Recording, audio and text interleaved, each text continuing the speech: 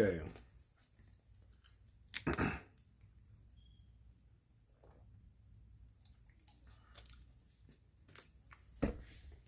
Y'all got your notebooks. I got my notebook. Pens. Hey from the UK. Welcome in. Make sure your pens is working. Make sure all mine is working. I feel like a lot of information. Let me text Rich.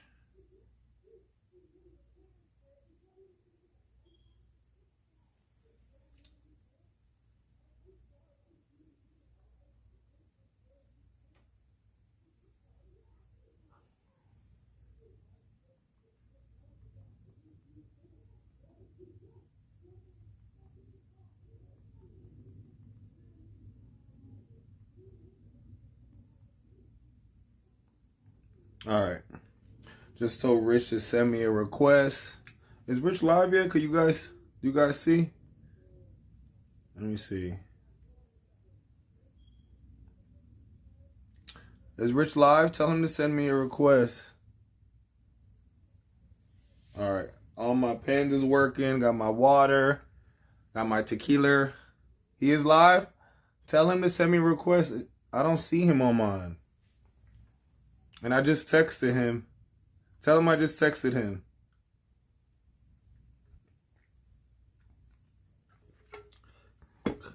Hey, Caleb. Thank you. Yeah. Because I don't see him on here to send a request, so.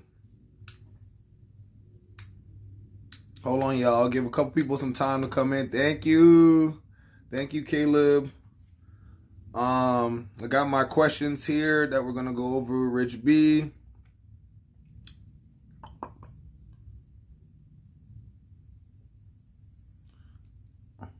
So we ready. Yeah, I got my questions. Got my water. Got my liquor. Got my shots. You guys ready to go? You guys got your glass of wine. You got everything. Y'all ready? Tell Rich to send me a request. I don't know why it's not coming up. He's not coming up on my end.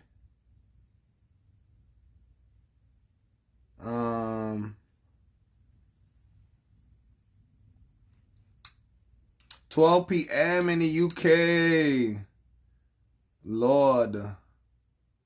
Horses in the stable. I love the way you ride it.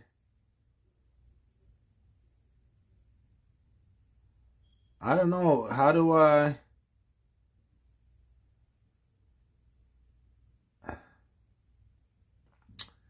Let me see if I could send him mine. Send me a request. What did Rich say?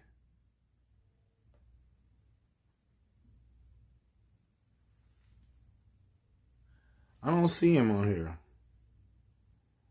All right. Let me just go looking.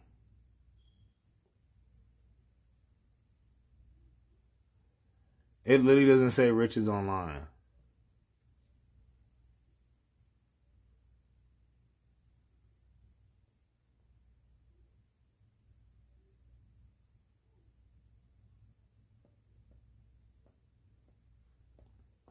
I think it's like frozen or something. It's not like my screen's not even moving. Thank you, Caleb.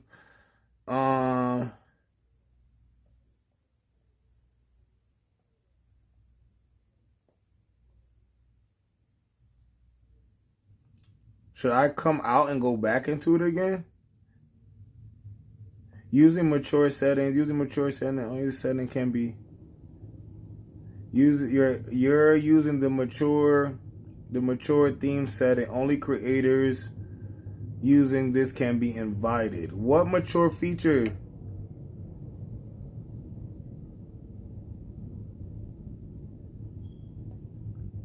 What are they talking about?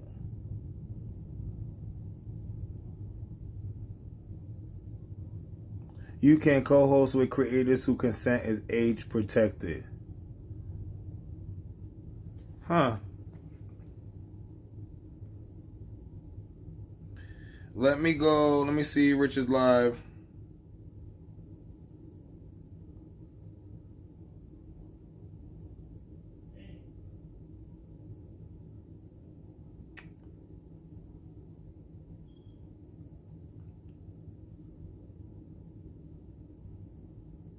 Hold on. Let me go to Rich's page.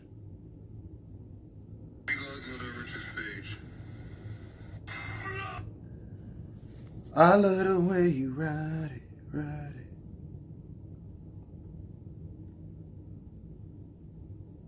Let me go find you, and then I'll go into your stream, and then you invite me as a guest. Thank you. So you guys, go to Cube Oxley's page, Cube Oxley Oxley, because we're not connecting here. So if you guys just don't mind, I'm gonna log off. I'm gonna go find Cube Live, and then I'm gonna go in there, and then he's gonna invite me. So Cube Oxley, Qubeoxley. Oh, there it is. I don't know what's up. Hold on. Why is this not working? I was gonna let you know whenever I get to talk about this stuff, I always get weird glitches, so I am totally not surprised. Let's try this again.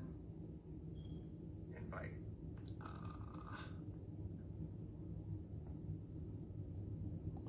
All right, let me sign off and then let me try to come back on. Maybe that'll work.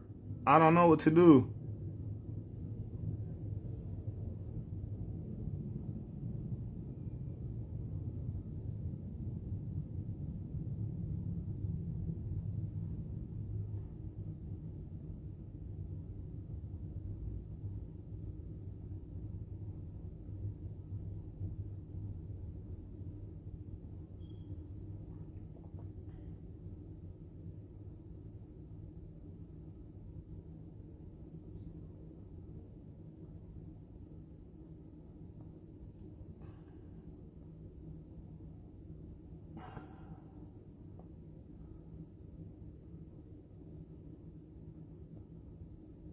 What?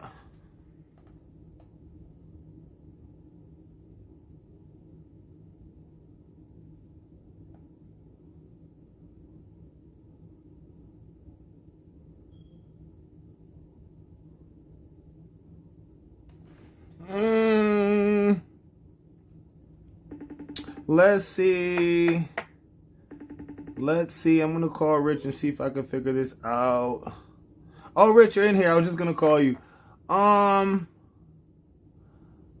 Okay.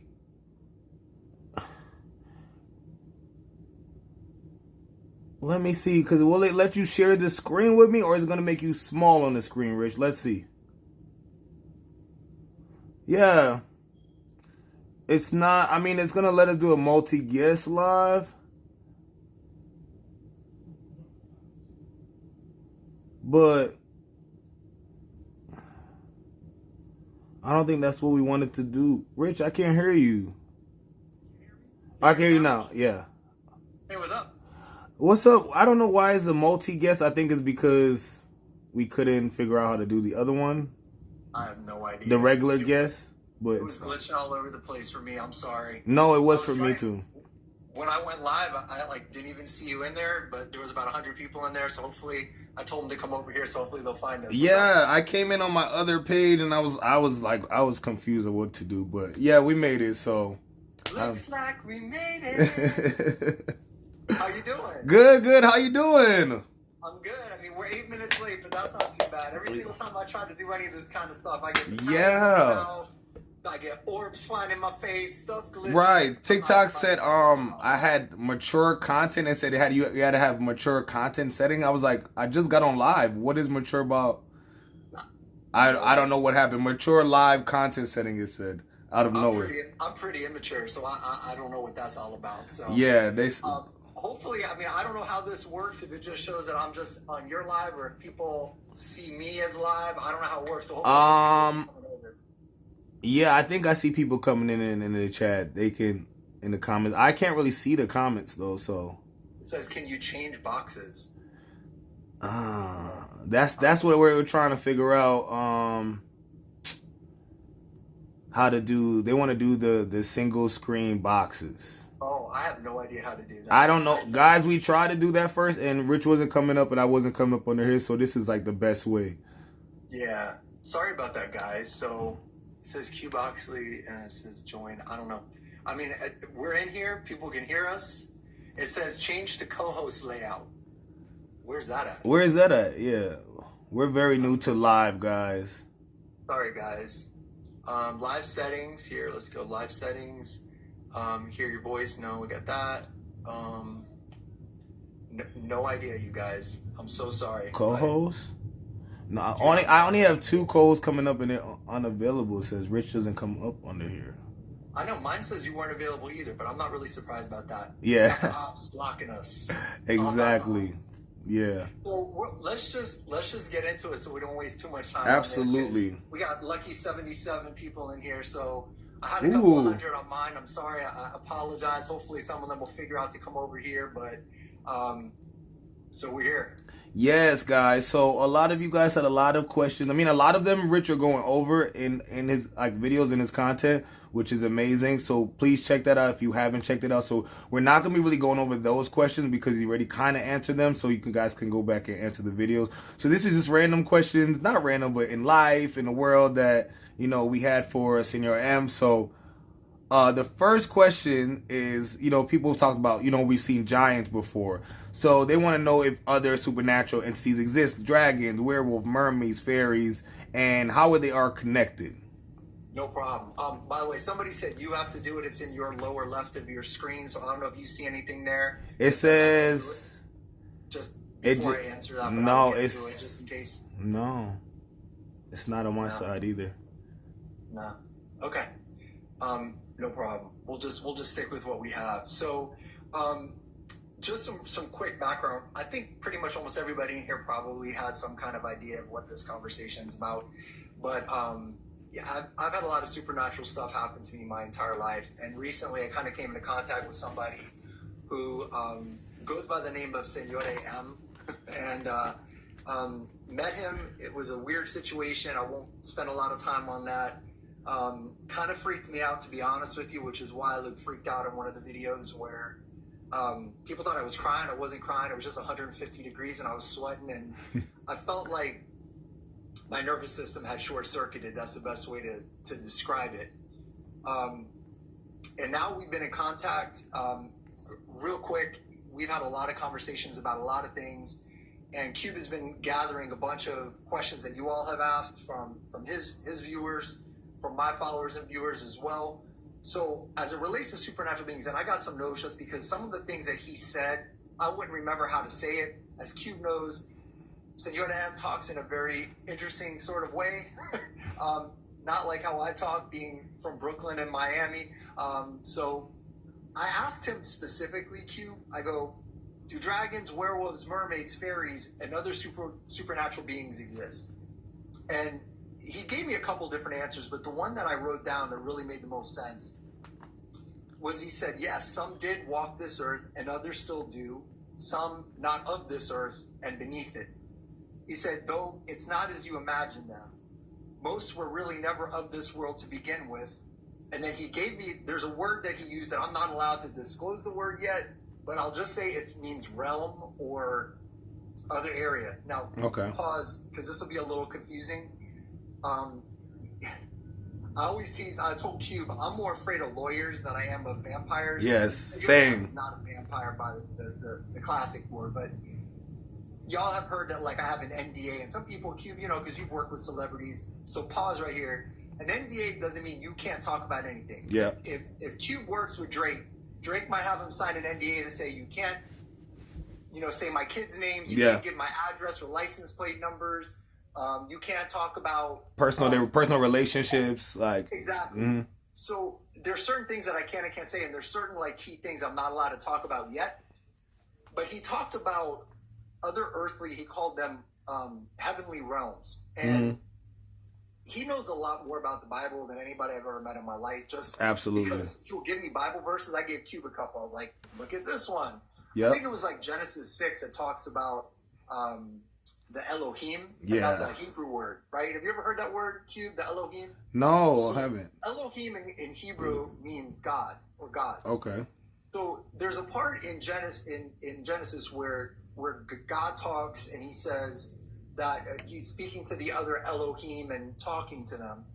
And what Senor AM pointed me to was God's created a lot of different beings, a lot of different living creatures, living beings. Some living, some not. Some are amazing and positive and good. Some aren't. So when it comes to like the ocean, let's go there because you asked about mermaids. Mm-hmm.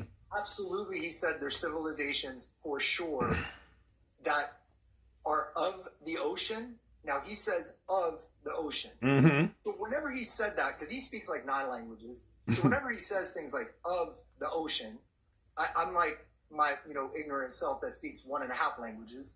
What do you mean of? You mean like in? And he always says my words mean what they mean. Yeah. Of the ocean.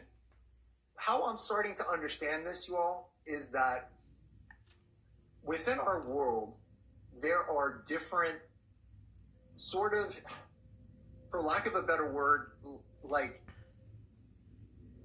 these realms is probably too easy, but almost like the word's escaping me right now, Cube. Like different dimensions. Yeah, for sure. And what he says is that the gates of these dimensions are specific to certain bodies. So there's gates that are sky related. There's gates that are in the ocean. Yes. So that's what he was saying to me. So like in other words, it doesn't mean like if you got in a submarine and went to the bottom of the ocean, you're gonna see like the Little Mermaid and like Ursula like jamming out. All right. What it does mean is that you would have to go in that region of the world to be able to access those particular dimensions. So like basically like this ocean civilization basically saving of the water. Like there's people of water. Like yeah, and people always talk about that. The thing that he's driven so like directly to me is that most of what we've been taught are misdirections. Mm-hmm. Most of the things that we have been told are purposeful misdirections.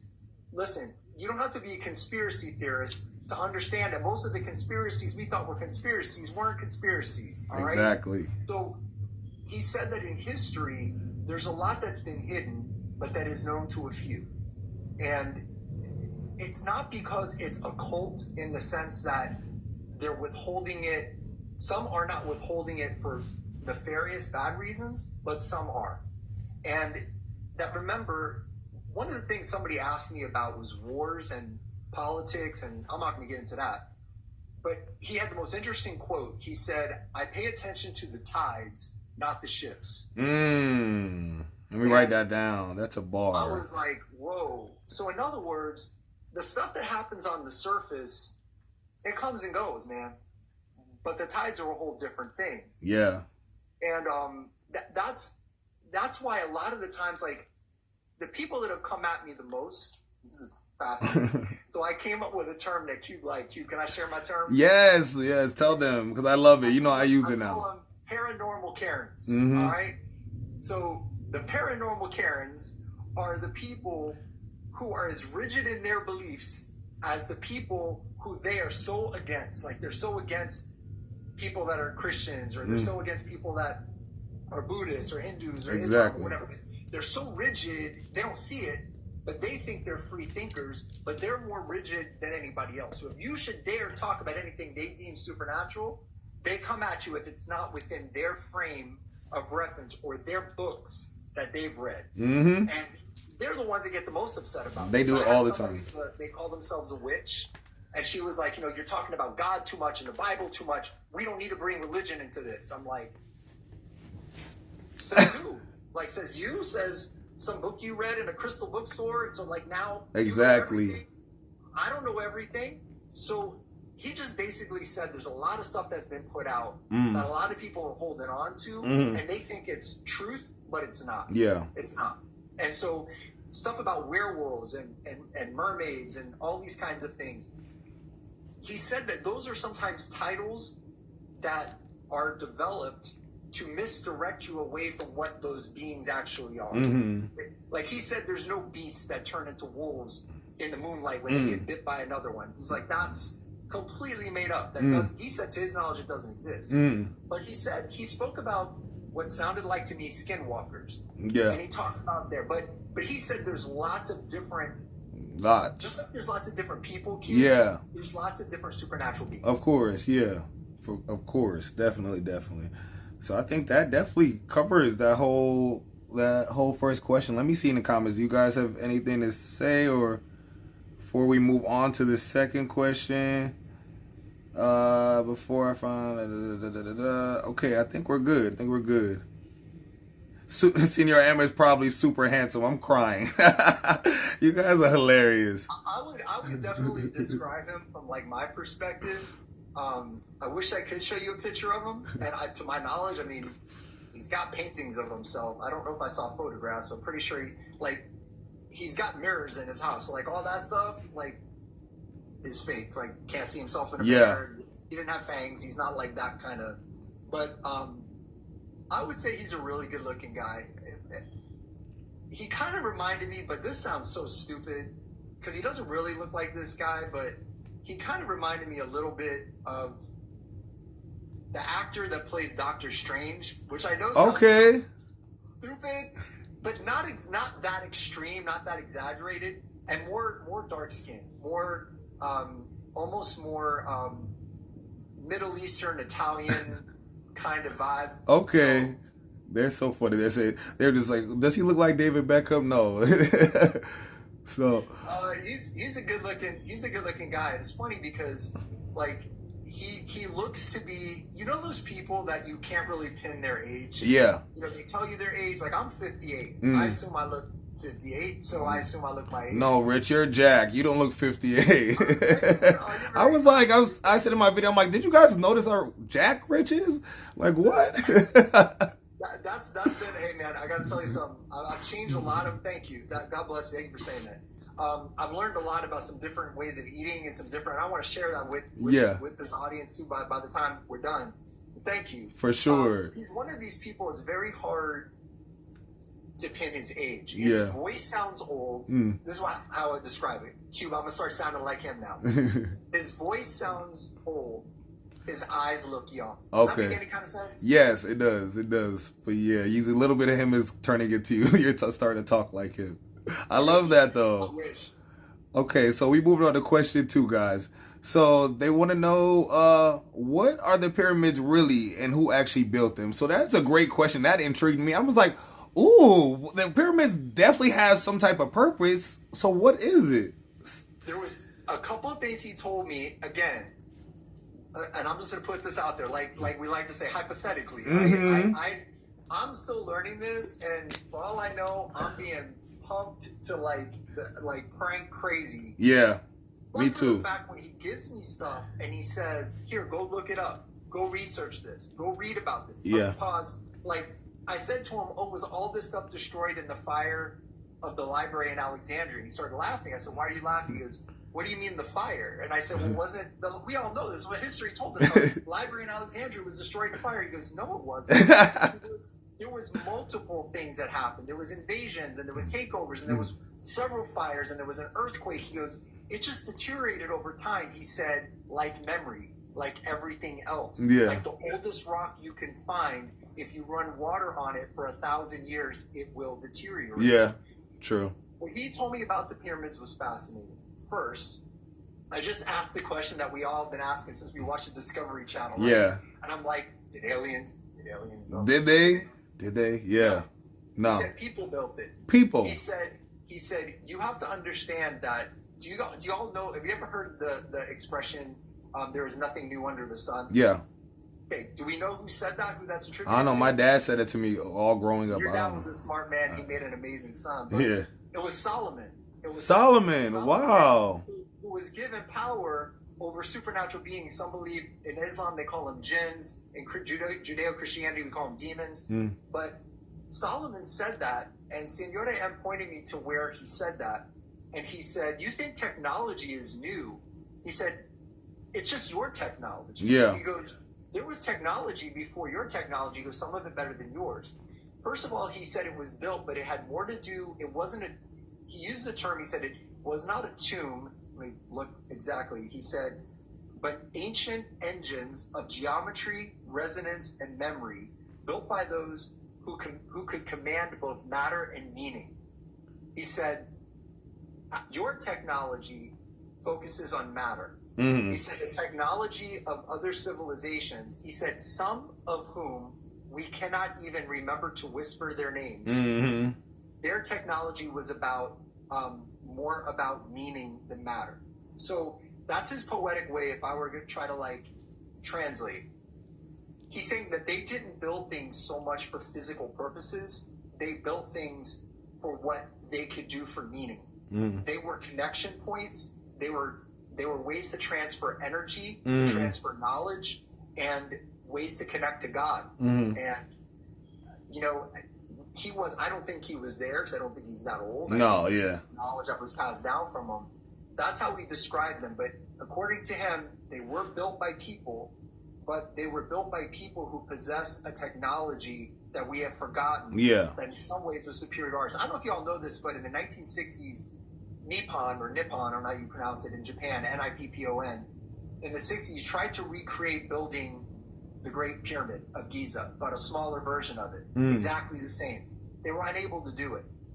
And supposedly, according to what I've read and what I've been pointed to in books to study,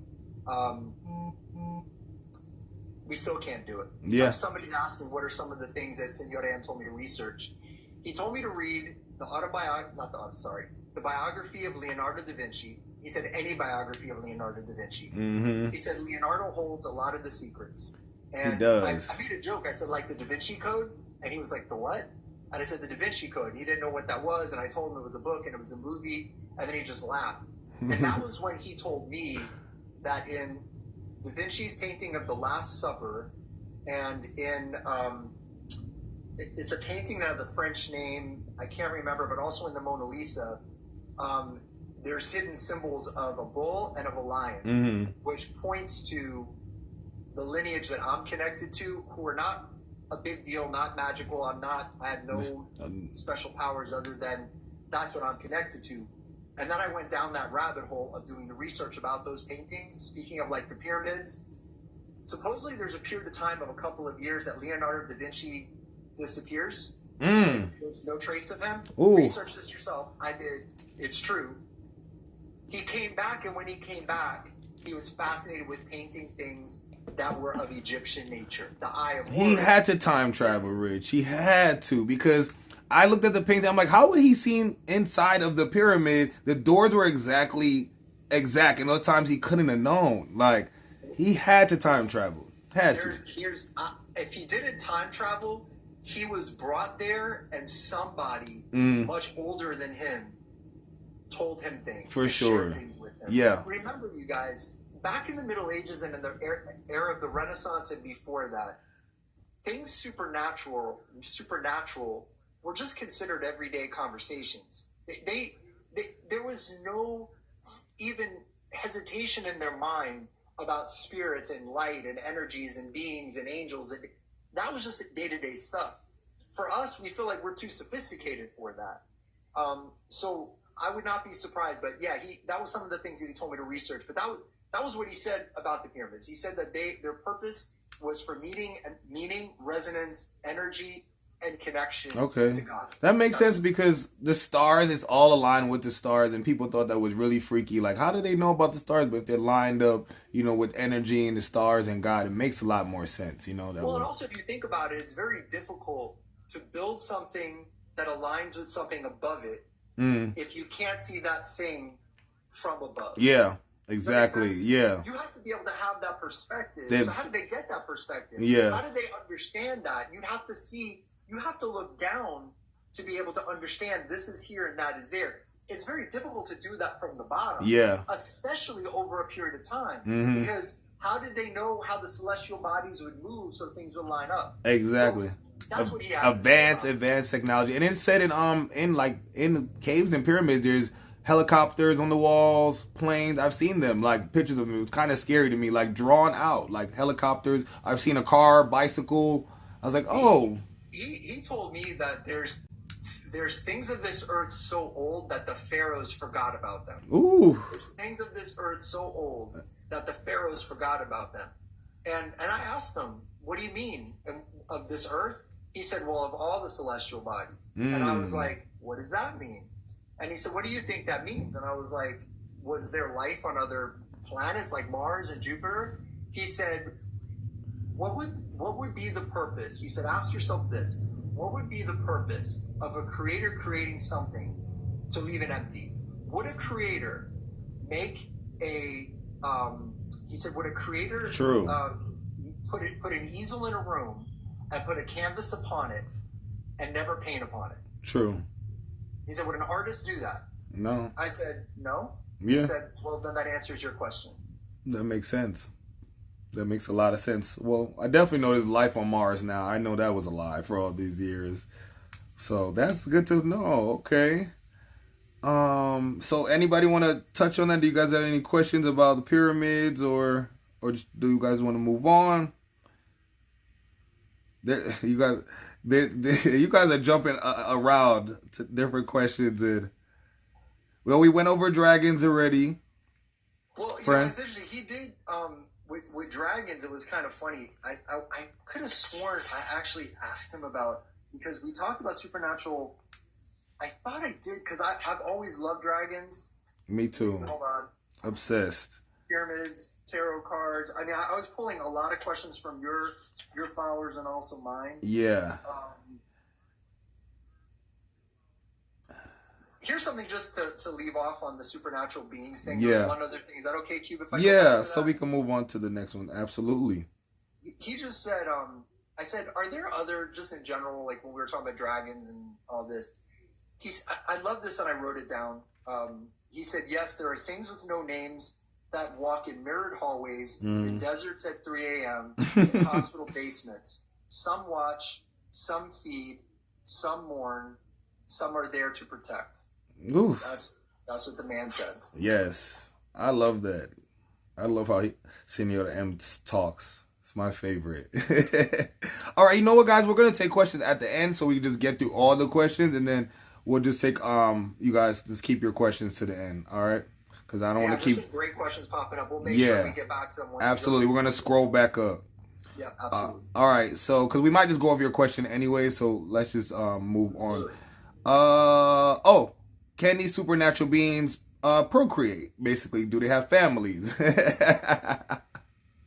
get it on. Yeah. Some can. He said many cannot. Yeah. And he goes, and those who do create bloodlines, they rarely call them families. Yeah. It is not merely affection that binds them. It's purpose or power. And when he said that, he was very clear that the ones that create bloodlines for purpose are doing it for the betterment of the world, for all beings. The ones that do it for power are doing it for themselves. Mm-hmm. If I were to use other mythologies to describe that, I don't know, let me think of like Harry Potter. Yeah.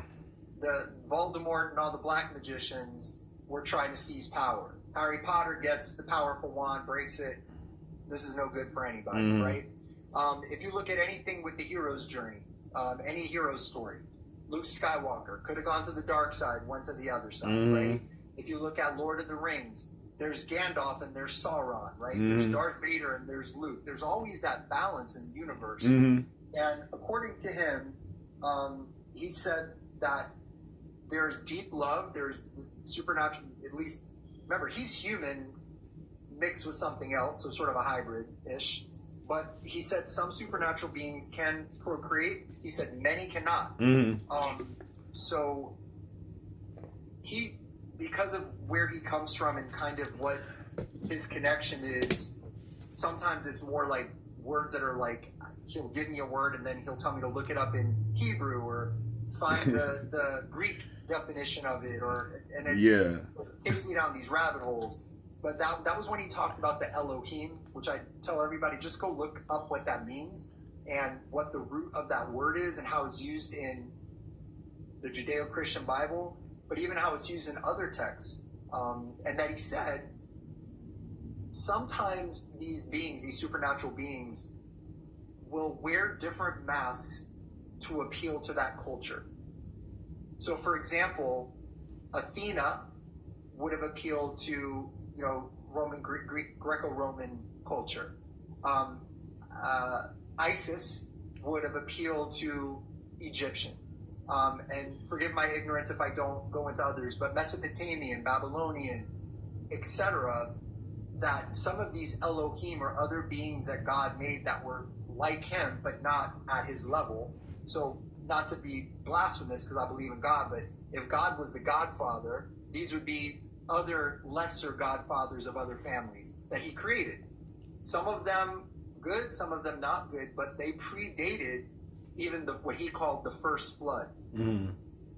So there was the flood we all talk about, like Noah's Ark and all that. Yeah. Apparently there was stuff that happened before them, and that was what I sent you, Q. Yeah. Like I forgot what the Bible verse. Sent me down that rabbit hole on that one too. but yeah, he goes really deep talking about that. I have the verse. He says some do, many do not. It just depends on who and what they are and why they're here. But if they do, it's for two reasons: purpose or power. Oh, it's Isaiah. I think it's Isaiah 13:3, 14:12, 14:8. Oh, the Isaiah prophecy. That's what it was. Yes. Yeah, Isaiah talks. It's pretty crazy because Yeah. it talks about the fall of Hillel or Lucifer, and it talks about it happening before Adam and Eve. Yeah. And it actually says that Lucifer, Hillel, was the caretaker of Eden. Yeah. Now, where I was asking, because you remember, where was Adam and Eve? Where were they? In the what? Garden of Eden. The Garden of Eden, yeah. Not in Eden. Well, that's like if I said to you, I'm going to meet you in the Cincinnati Zoo. Yeah. Right. That just means the zoo within Cincinnati, Yeah. right? Mm-hmm. So he said to me, there was much more to it than what we know. And it's Yeah. not blasphemous. The Bible is the most supernatural book ever written. Absolutely. We've just decided to be more intellectual about it rather than reconnect and stay connected to the supernatural parts of it. That's really, really true. That's crazy. And also, one of my followers stated, or made me remind me that, they fled to a city. We were like, what city? I'm like, exactly. What city? After the Cain and Abel situation, that's true. Fled to what city? Yeah. And then they said, he even says, if you guys go to what we just, Isaiah. Thank you, guys. And I have it written down somewhere. I should have been more prepared. But if you go to Isaiah and look at some of these prophecies, it clearly says, and talking to the fall, and you were thrown down, and the kings of all the kingdoms mock you. Yeah. It talks about him doing commerce and trade. Yeah. And I was like, what does that mean? And he was like, there was a lot on this before. Yeah. A lot of people there. And he kept on going back to, why would a great artist leave a canvas blank? Blank. Yeah. With 3 people or 2 people on it, then add 4. And no, that doesn't make sense. Nope. So yeah, so hopefully that sort of answers that about the supernatural beings. Yes. Date nights. Yes, they have date nights. And chill. Yes, some of them procreate, some of them cannot, guys. Okay? They're not. All right. So question 4. What's really going on in New Orleans? What is really what is happening? Yeah, it's not the Vampire Lestat. It's not. It's our most problematic state, though. Like, I mean, a city. Like, what's going on there? He said New Orleans is a seam. SEAM. Okay. He called it. He said it's a cracked mirror in between realms. Spirits, feeders, and forgotten things gather where memory is strong. He said blood echoes there, and there are some who drink of it. He said, but they are the lost. We know that for sure. So I talked to him about that, and I was like, there's all these posts on social media about vampires and this, and he said, what do you think a vampire is? Like, if you defined a vampire, Rich, what would you say? And I go, well, we read about vampires that drink blood, and he goes, there are beings that soul drink blood. sucker, yeah. And he said there are vampires that feed off of fear, that feed off of energy, that feed off of hysteria, that feed off of chaos. And he talked about the rival lineages to his lineage, which is the Zir and Amtar. Yeah. And I can name them, but they've got some kind of interesting names, but there are specifically two that he talks about the most. And they are, it must be a block. The Arakashun is one. Oh, Arakashun, I remember that one. And the other one is the Kharzun, Kharzun, Thol, Thol. So the Arakashun are the ones, he said, that stir hysteria and mass trauma. I said, can you give me a real life example of how I would know I was with one? What he said to me sent chills up and down my back. He looked at me and he said, this might scare you, but just bear with me. I said, okay. He said, imagine you were in the midst of the most awful event. He said, the most terrifying thing, an attack, a war, whatever. He said, you were in the middle of absolute chaos. And you looked across the crowd of screaming people and saw one remaining still. That's who they are. He said, it's like they stir the mud, they stir the ocean, they stir the sand, and they stand there and feed upon all the things that come out of the sand, all the little shrimp, all the brine shrimp, and I thought to myself, because I don't know if anybody knows, my background's in healthcare, and I've worked in some very, very scary places and saw some very horrifying and terrifying That's things. why I could never be part of medical field. It's scary. You guys are real soldiers. I've seen a lot of unfortunate, horrible things. And I do remember being in the midst of a few things, and every once in a while I have a brief memory of accidents, events, different things, where I would become acutely aware of a person who wasn't afraid, they weren't running around, they weren't calling, they were just... Yeah. And he said, they're feeding, they feed. Yeah. And he said, if I could put you into any war zone, anywhere, there would be somebody disguised as a soldier, disguised as a civilian, who would be there just to feed. They're just there. And he said, that's who they are. So that is the, who are called the Arakashun, who were people like his people that were saved by other Elohim, other angelic, if you will, heavenly beings, in a merciful way, not Nephilim, not Nephilim, not mating with them, not that, but to save them. He said, but then there were some that went in a whole different direction. And the other one is the Kharzun Thul, and he said they're the ones that feed off ancestral bloodlines, and that, I love this, he goes, they rest in ruins, and they connect themselves to families too proud to question their origin. He gave me names of some families, and some of them just gave me chill bumps. Some I'm not allowed to talk about. Yeah, but he told me. He just told me, this particular family, don't you find this strange that this happened and this happened and this happened, that this occurred when this occurred? And I'm like, oh my gosh. Yeah. He goes, that's because they connected through bloodline and through other ways to these more rival lineages that are more about seizing power and control and feeding off of what they can. Yeah. I don't talk about those families either. I mentioned that, I think I said something one time, and I just briefly, I didn't mention really any names, but I kind of gestured to who it was. It was a whole thing on TikTok the next day with my TikTok. Almost got my page taken down. So, no.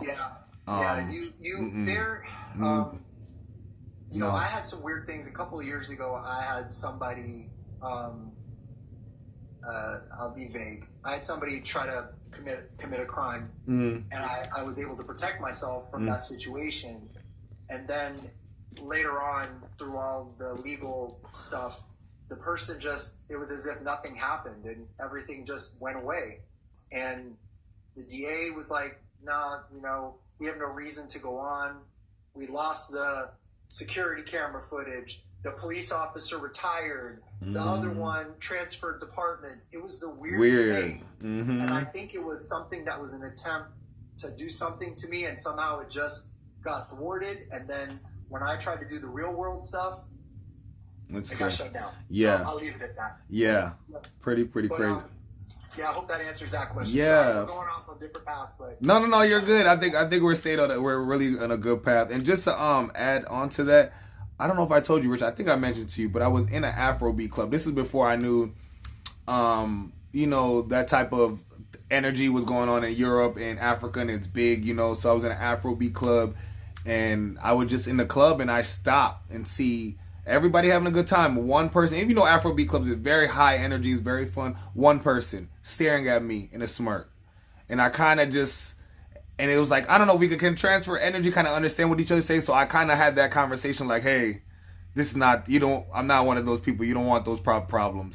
So it kind of was like taunting me. Like, it was a joke, of across the room. I believe that, and I'll tell you that there was somebody on here, which was really sad. It was just a person that said something really not very kind, like just a crazy, unkind comment. I told you about this. Remember, you said, "How's your day?" I said, "Somebody put a curse on me, and 2 people threatened to take me out." Right? Yeah. So this person totally mistook a response, and I was like, "Hey, I wish you nothing but good." Like that. I came back so lovingly. Yeah. They got enraged. I mean, you could see their words. I screenshot. I'll share some of them. Yeah. Just enraged at me, and I usually don't engage with that. But then I went back and I said, "Hey, listen, you've got to be careful with this. This is," and then she said, "You were going to have the worst week ever. This is what I'm putting on you. This is what I'm doing to you." And I said, "Please, for the love of whatever you love, don't do that." And I said, "I don't know who you serve. Yeah, I know who I serve, and I would never wish upon you what you're going to bring upon yourself. Don't do that. I'm not special. I just understand that in certain situations with certain things, there's certain kinds of protection. We have knowledge, whatever." Yeah. Real evil, and I didn't block her. Then she got really crazy, so I blocked her. But she had tagged, I noticed before I blocked her, she had tagged 3 other people. I don't know if it was like the Bully Club, like the Paranormal Karen Witchcraft Club that was going to come after me. And I got a message from one of them a couple of days ago that said, "Please, whatever you did to," I'll just say her name is Sarah. That's not her name. Yeah. "Whatever you did to Sarah, we're sorry. We shouldn't have been. Please," I go, "I didn't do anything to Sarah. Sarah did something to Sarah. Sarah needs to get right with herself. Yeah. Put out Absolutely. things, cleanse herself, pray, all those kinds of things." Yeah, that's crazy. So, just so you all know, there's people that will try to do that, but from what I was told from Senor M, he said, "You're protected so that what is thrown at you will first come back 10 times and then 100. It's true. I don't play with that, but he did tell me something that reminded me of what you said, and it's in one of my notebooks, but he said when I asked him about the energy feeding, he said, not all of it is bad. He said, "I go to places of joy." Yeah. He goes, "I go to operas, I go to ballets, I go to concerts." Yeah. He loves the opera singer Andrea Bocelli. He's a gentleman, Italian guy. He's blind, and I saw him in concert a couple of years ago in Florida. It's amazing. He said, "I will sit there," and he said, "and I will feel 10 years younger just absorbing the joy and the love." He said, "Unfortunately, the ones that feed off of the chaos and pain and fear and hate, their high, if you will, their feeding is a big rush all at once." Yeah. And they get addicted to that. Yeah. But it doesn't last long. That's why they have to keep creating more chaos. Him, Vizier Namtar, when other than they eat, and he told me what they eat, I can share with you the diet, but they feed off of love and positivity. He goes to churches and he sits in there and he says, when people pray, he said, I see, he can see things that we don't see. He feeds off the love, he feeds off the light. And he told me, he said, nurture yourself. He said, when you go to church, Rich, because I do, he said, when you pray, he said, don't just speak, but listen. He said, don't be there to get, be there to absorb, be there to learn. He said, don't expect a present, be in the presence. He said, that is the difference. And I got to tell you, since I've been doing that, I've changed that way of my spiritual walk. Mm. Things are different for me. I feel more of a connection to my God. I feel more of a connection to my family. I feel healthier. I sleep better. It's crazy. It's crazy. So, whatever that's worth. So, Rich, I have a question for you now. So, what do you think is a difference to tell if is it Zaire Numtar or a Rakashum? Because in that exact situation I'm in, this person's looking at me. Their eyes are a little bit glowing. I don't know if they're good or bad. And then how I've been raised from Caribbean to African, all of them are bad. My grandmother, my ancestors, stay away from all of them. You know. Trust it. So. Trust it. The Zaire, from my understanding, is the Zaire Numtar are not parasites, so they won't like zero in on a person and like they won't do that. The other ones will. And remember, in a lot of clubs, and I'm not saying the club you were in, but I've worked in my share of clubs. I used to do security in clubs. I've been a bartender in clubs. I grew up in clubs in the 80s when things were crazy. Yeah. And we all know what happens in clubs. Yeah. Some of it is not like, that stuff you want to tell your mom about. Right? Yeah, that's why it's a little bit more scary in there. Like, so like Grandma used to say, the only thing's open at 3 a.m. You know that expression, right? So problematic, right? Some stuff that's maybe not good. Well, let's put it that way. I don't go there anymore. Let's put it that way. You trust what the vibe is that you pick up. Yeah. And we've started to we fail to listen to that vibe sometimes for ourselves. And I think that we take so much time looking at the intellectual. What's she wearing? What car did he drive up in? What's his accent? What's his vocabulary? Is that a real Rolex or a fake Rolex? That stuff doesn't matter. Yeah. But when you're looking at somebody and you're like, she does not feel right. Yeah. Or when I'm with him, I feel so peaceful. Yeah. I feel such a sense of joy. We have to trust that again. Okay. That is a gift that was given to us by what created us. That spark put within us is that supernatural is there. It's supposed to be there. People that are Christians call that the spirit of discernment. Yeah, discernment. It's to read the spirits, and it's not anything dangerous or bad. But my dad called it street smarts. He said, if you walk down someplace and you look and you're like, that don't feel safe, go the other damn way. True. That's all there is to it. Something inside you. So what you were probably experiencing, if it didn't feel right or comfortable and the eyes were glowing, that sounds like the Arakashun. That sounds like the ones that feed off of whatever they can. They feed off of energy as well, but they usually like to feed off chaotic energy because that is more of a rush. Yes. Okay. That's amazing. So let me write that down. Trust. I'm writing little notes down with you guys too, just to let you guys know. It's the difference of if like you came to my house and you're like, bro, I'm so hungry. I said, no problem, Cube, no problem, I'll feed you, bro. And I sat in front of you a chocolate cake. And you're like, okay, well, you got it. I'm like, no, that's what I got. And you're like, well, I'm really hungry. And you ate half the chocolate cake. You would get that sugar rush. And then what would happen within about an hour? Crash. You crash. Your stomach would not feel right. Yeah. It's the same with how they feed. But if I gave you, hey, Cube, I got this organic chicken. I got some really good squash with some Parmesan and some organic butter. And I got this and I got that. I got a salad. Hey, man, I got a really nice lemon sorbet that I made from this and that, whatever. You would eat that meal and you would feel so good. You would feel so refreshed. You would feel so happy. It's the same thing when if I slam a big espresso, I get that rush of the caffeine, but then it wears off. Yeah. And I think how he's explained it is the negative energies they feed and they get addicted to that high and that buzz and they can't get enough of it. Yeah. It sort of starts to consume them in the process. Okay. Look at Q. Q's writing things down like he's in. He's taking like a class. I told them they were like, how? Because they were like, how does Rich have a notebook that he was with Senor M? I'm like, I carry a notebook everywhere. I said, my brain, I jot down notes all the time throughout life. Where's my backpack? My backpack somewhere. Did I put it down? I never leave my house. Yeah. Without everywhere I go, I have what's called field notes. Y'all Google it. Field notes. They're these little notebooks. They're so big and about that big. I always got a pen with me. Yeah. Everywhere I go. Same. I do a lot of speaking for a living and a lot of different things. And sometimes I'll hear a quote, but when I travel, I carry my journal with me. Yeah. In my side bag. Yeah. Not only that, but to be honest with you, the few hours I spent with them, it wasn't like there was a shortage of paper around. I mean, whatever. He would say to me, "Here, write this down." So yeah.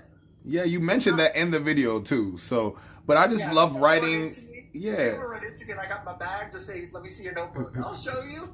Exactly. I love writing. It's right over there. It's one of the oldest forms. It's super powerful. It's super like I feel like when you write something, it really means He told me that he said, I said, "Can I record this?" And he said, "It's more powerful if you write it down because you're engaging more of your senses." I might be remembering. He said, "You're hearing it." Yeah. He said, and then your hand is writing it, and your hand is communicating those words through movement. If I go like this right now, I just wrote my name. Yeah. And I could feel the R, the I, the C, and the H. I feel that. He said, then your eyes see it, and then you might even say it to yourself. Yeah.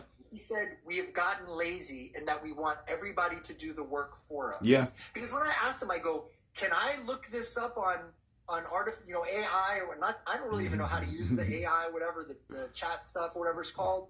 But he's like, you could, but I'd rather you go here. So he'll send me to like a link to like University of Oxford. Yeah. Some old books that he'll tell me about. I got a couple of them with me. But there is for you all to know, there's great power in writing things down. Travel with a notebook. Put a notebook in your purse. Keep it in your glove box. Dudes, if you don't carry a bag, put it in your pocket. Life-changing. The field notes are great. Yeah, I love them. I jot notes on my phone too, as you guys can see, but I don't know. It's something just so different about the pen and paper. I don't know. My favorite gifts that people ever give me is people give me a cool pen that like makes my day. Yes. I love pens. I love pens. Okay. So Rich, I'm gonna skip question 5 because we kind of ran over question 5. It's what's in the ocean, world's portal. So we're gonna skip that so we went over. You want to go to Hollywood? Hollywood. Let's go to Hollywood, guys. So what does Senor M think about Hollywood and the people that run it or so-called run it? He sent this to me in an email through his lawyer. This question, and his lawyer. I love that. His lawyer sent this to me. It's so beautiful. I'm going to read it to you if that's okay. Okay. I said, what do you think about Hollywood and all the people involved with it or run it? And he literally said, Hollywood, it is a theater of influence. Some know that they are puppets. Very few pull the strings. But the true authors rarely stand in the spotlight. They prefer the shadows behind the curtain. Those are the ones that you should look out for. How I understood that was that the performers, the people that we see, they're sort of like puppets. Now, if you think about a puppet show, what is a puppet? It's a thing that is moved and manipulated by someone else. You think about Elmo. I do a good Elmo imitation, by the way, Cube. I don't know if I ever told you that. No, you didn't. If I did Elmo right now, you would freak out because it's that good. Let me hear it. What? Ready? Yeah. Hey, Cube, do you want to learn more about Senor M? I know, bro. I got mad skills. How do you even find out your voice can do that? Bro, I used to be a pediatric nurse. Oh. And I learned how to imitate these things for kids. Scared. Yeah. That would make them feel safe. But if you think about a puppet, I know, everybody's like, yeah. Somebody just jumped in, right? I know. The chat's probably like, what? What just happened? But if you think about a puppet, it is a thing that is manipulated and moved to communicate or to perform a show. Yeah. And then when you're done with the puppet, you toss it in a box. If it falls apart or loses its eyes or gets torn or chewed by the dog, you throw it away. Yeah. But and get a new one. The person that controls the puppet is different. So he said very specifically there are puppets and there are those pulling the strings. But the ones to be wary of are the ones that you don't see. I then asked him a follow-up question because I knew what you would want. Well, I shouldn't say I knew because I don't want to say I know what you. But from talking to you, I thought to myself, what would Cube ask as the next question? So I'm going to see if I got it right. Let's see. I said, so then who are the beings? Who are the people that are behind? Who are if you said like be aware of the people standing behind the curtain that you can't see, who are those? And he laughed and he said, you're asking the wrong question. He said, it's not who, What, and where. I said, okay, let's go with where. He said, they're not here, but they know how to come through the seams and the cracks when they need to. when they need to. And I said, and what are they? He said, they wear masks. He said, they wear masks just like any other creature of the night pretending to be something different. Very true. I then just asked him point blank, are there negative, demonic, whatever kind of energies that are behind Hollywood and the arts and all that? He said, that is how they have always controlled people. Always. Yeah. He said, Greek theater. He said, Mayan, like, rites. He goes, it was always performative. Mm-hmm. He said, and the performers, I don't want to say names, but, you know, so-and-so, big movie star, big singer with going on a big tour. He said, have you ever noticed that there are always some kind of aspect of what they do that looks like they are giving or offering to something else? Humiliation I don't rituals. care if someone calls himself an atheist. I don't care what somebody calls themselves. Everybody serves something. That's what he said. And just so you guys know, I love this question too, because I work in the entertainment industry. I'm kind of getting out of it. As you guys can see, I'm going more of content creator and streamer for clear reasons why. I'm not going to speak. Rich understands, but I've signed also a lot of NDAs. A lot has happened to me. When they're up, we'll talk about them. Because NDAs, some of them do have a time lapse or time period, but mines aren't up yet. And I'll just say, because I got asked a question a lot once again about the NDAs. The NDA that I signed, which was extensive, has time limits on certain things, has just things that I'm not allowed to talk about or ask for. Yeah. Share. But people don't understand that NDAs don't mean can't talk about anything. Yeah, like, exactly. An NDA doesn't mean, it's a non-disclosure agreement. It just means I'm agreeing not to disclose A, B, C, D. Like, I might be able to say, I work for so-and-so. I went to their house in Canyon Drive. I helped them with their third album. I took care of their dog. And they told me this and that. But I might not be able to say what they eat, who they're dating, like that kind of stuff. That's all. So there's just certain things I am and I'm not. And some things that I think he's waiting to see if, like, I'm all right with sharing. That's what I think. Yeah, so that's basically about it. But all of this stuff, I've asked this stuff because I basically know this and understand it, but I really wanted to hear from someone else about Hollyweird, as I like to call it. He just said it's Hollywood is just a modern version of what's always existed. Yeah. Right? Before Hollywood, there was something else. Before that, there was Shakespeare. Before Shakespeare, there was Greek theater. Before that, there's always been some way. But what he told me was the arts and performance have always been a form of worship. Music has always been a form of worship. Art if you look at early art, it's rarely about landscapes. That's later, like what's behind me, right? Rarely that. If you go to the Middle Ages or Renaissance, whatever, it was usually religious in nature. If you talked about what was inside the pyramids, what's inside Mayan temples, it's usually something to do with the gods or spiritual beings. So music and the arts have always been a way, and it just kind of depends on who's tapping into it and what the message is. Listen to the message. Sometimes the message is so obvious that we just pretend like we just don't want to hear it because we like the person. Oh, I like her. She's so pretty. Or, oh, she's such a beautiful dancer or whatever. Yes. What is she talking about? What is her song about? What is she professing with her mouth, with her music? So anyway, that's what he told me. Also, Easter egg, a lot of those artists sing on frequencies. Check out and find out what frequency. Like Bob Marley sings on a love, I believe on a love frequency. Not every artist sings on that. The more demonic going to little, so you guys look that up on your own. He pointed me, which I thought was interesting. He was telling me about different, he has like a piano, and he was showing me different chords. I'm not a musician, Cube, so I apologize. But he was showing me different chords and different scales. And he said, how does this scale make you feel? And it reminded me of the Darth Vader march, dun, Duh, dun, duh. dun, dun, dun, Yeah, dun. it's a frequency. It was very like disturbing, like ooh, heavy, right? Mm. And then there was one that was like, Yeah. how does this make you feel? Yeah.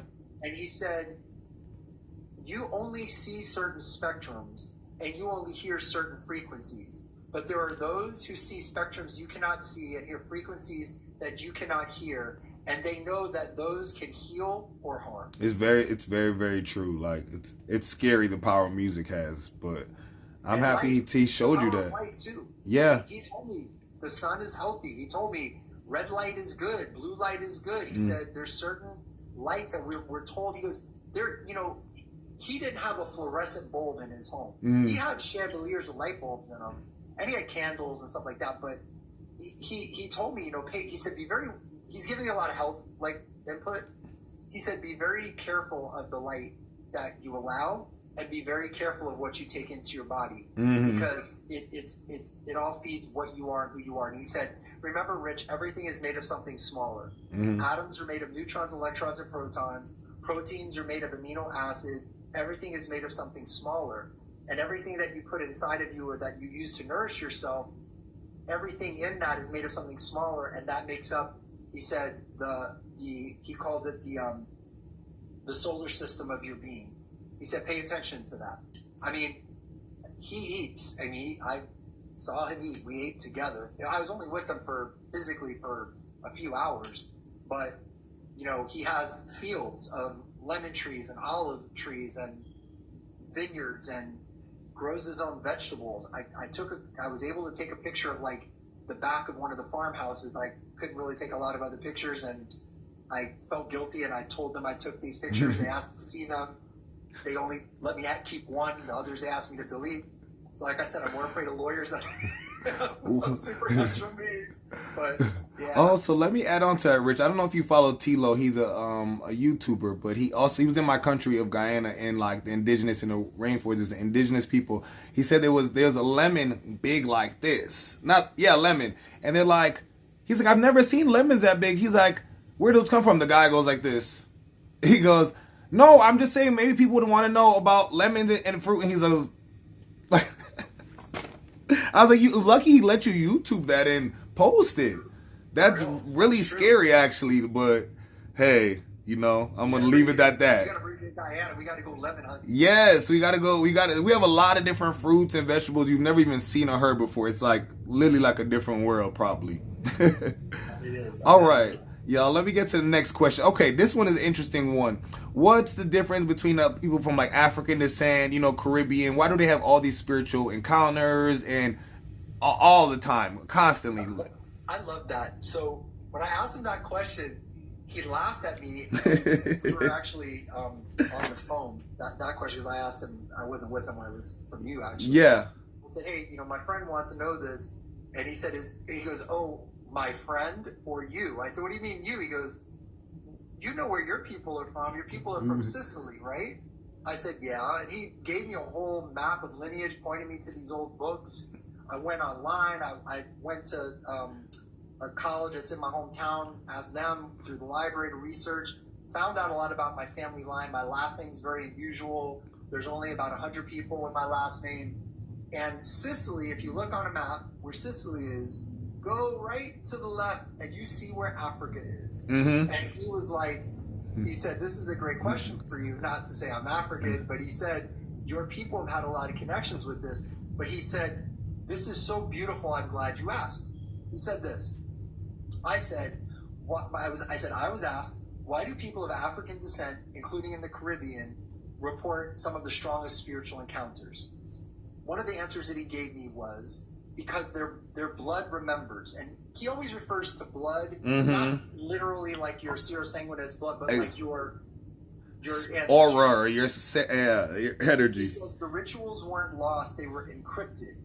He said Africa sings the oldest songs and the Caribbean carries the echo. Spirit speaks where it is welcome. And what he shared with me when he said that, I thought that was so lyrical. Spirit speaks where it is welcome. Yeah. And I asked him, I said, can you give me the dumbed down version of that for a normal human being? Yeah. He was like, well, just unravel the words. If something is not welcome, then it can't abide. It cannot stay. He said, a lot of the people that you speak of, welcome that. It is part of how they have always sung. It is part of how they have always walked the earth. And as I shared with you, he said, pick an island.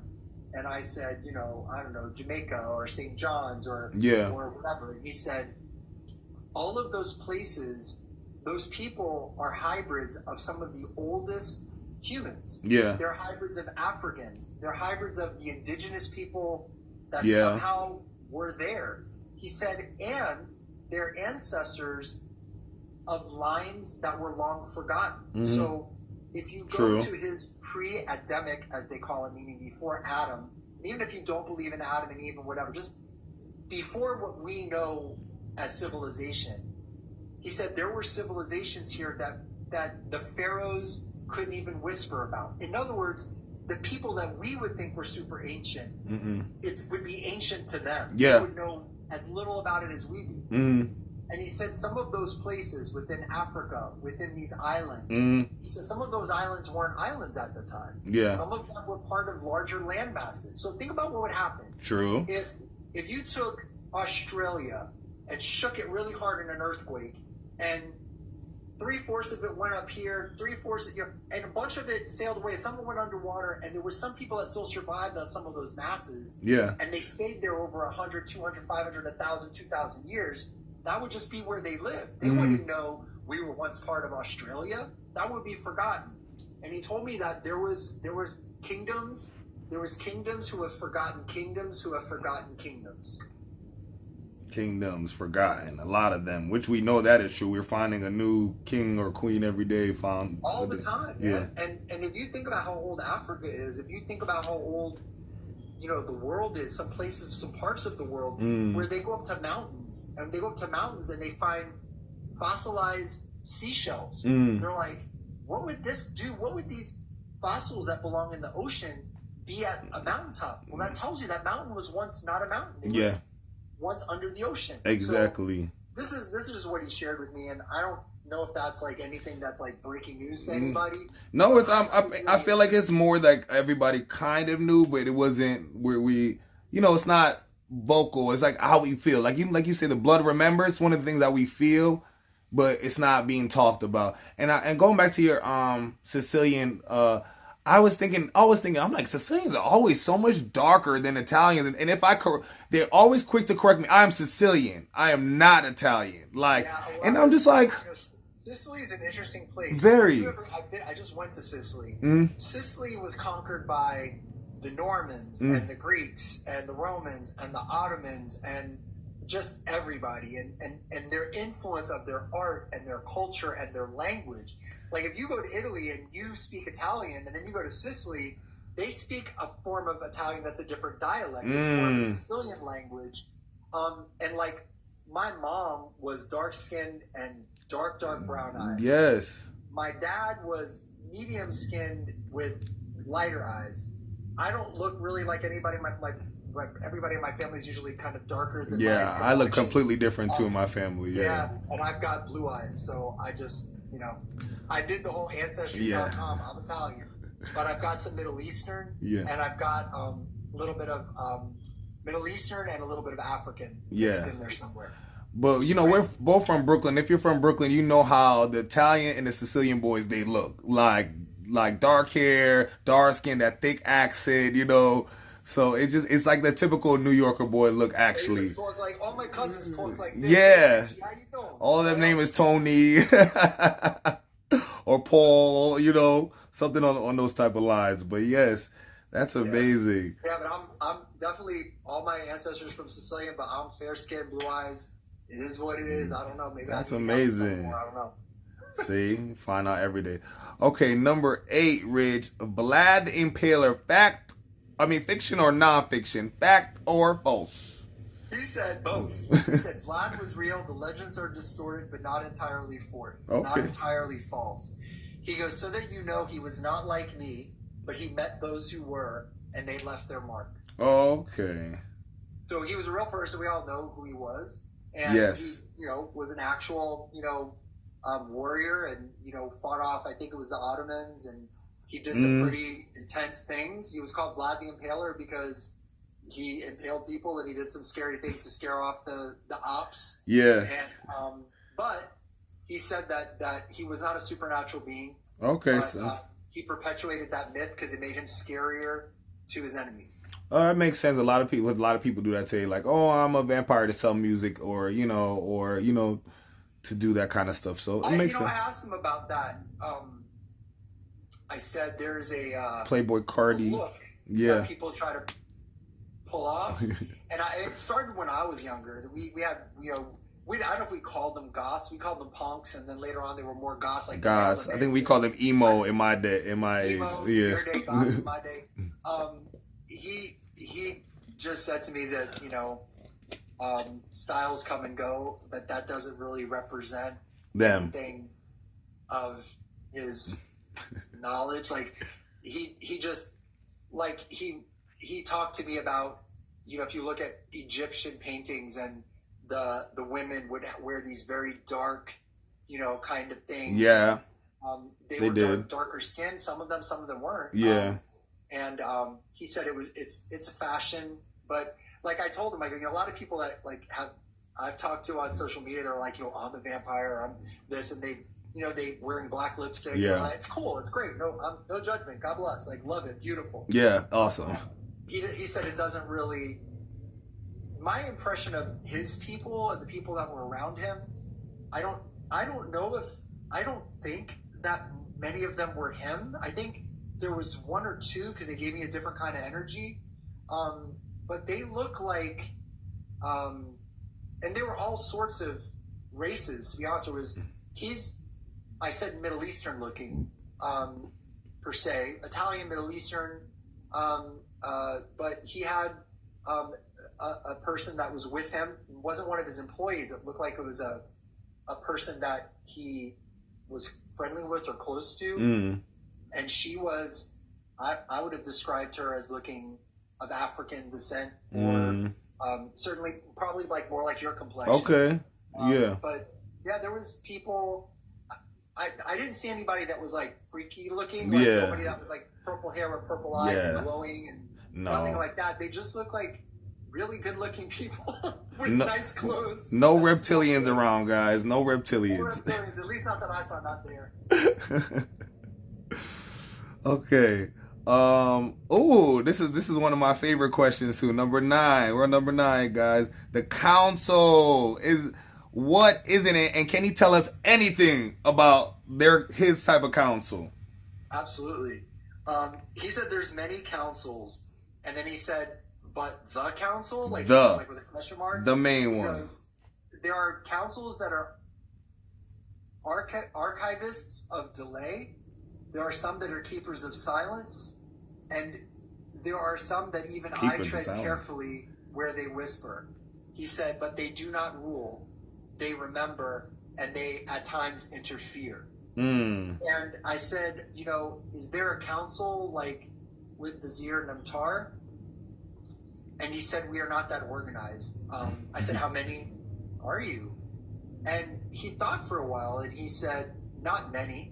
I said, like not many like a small state, or not many like could fit in my living room at a party. Yeah. He said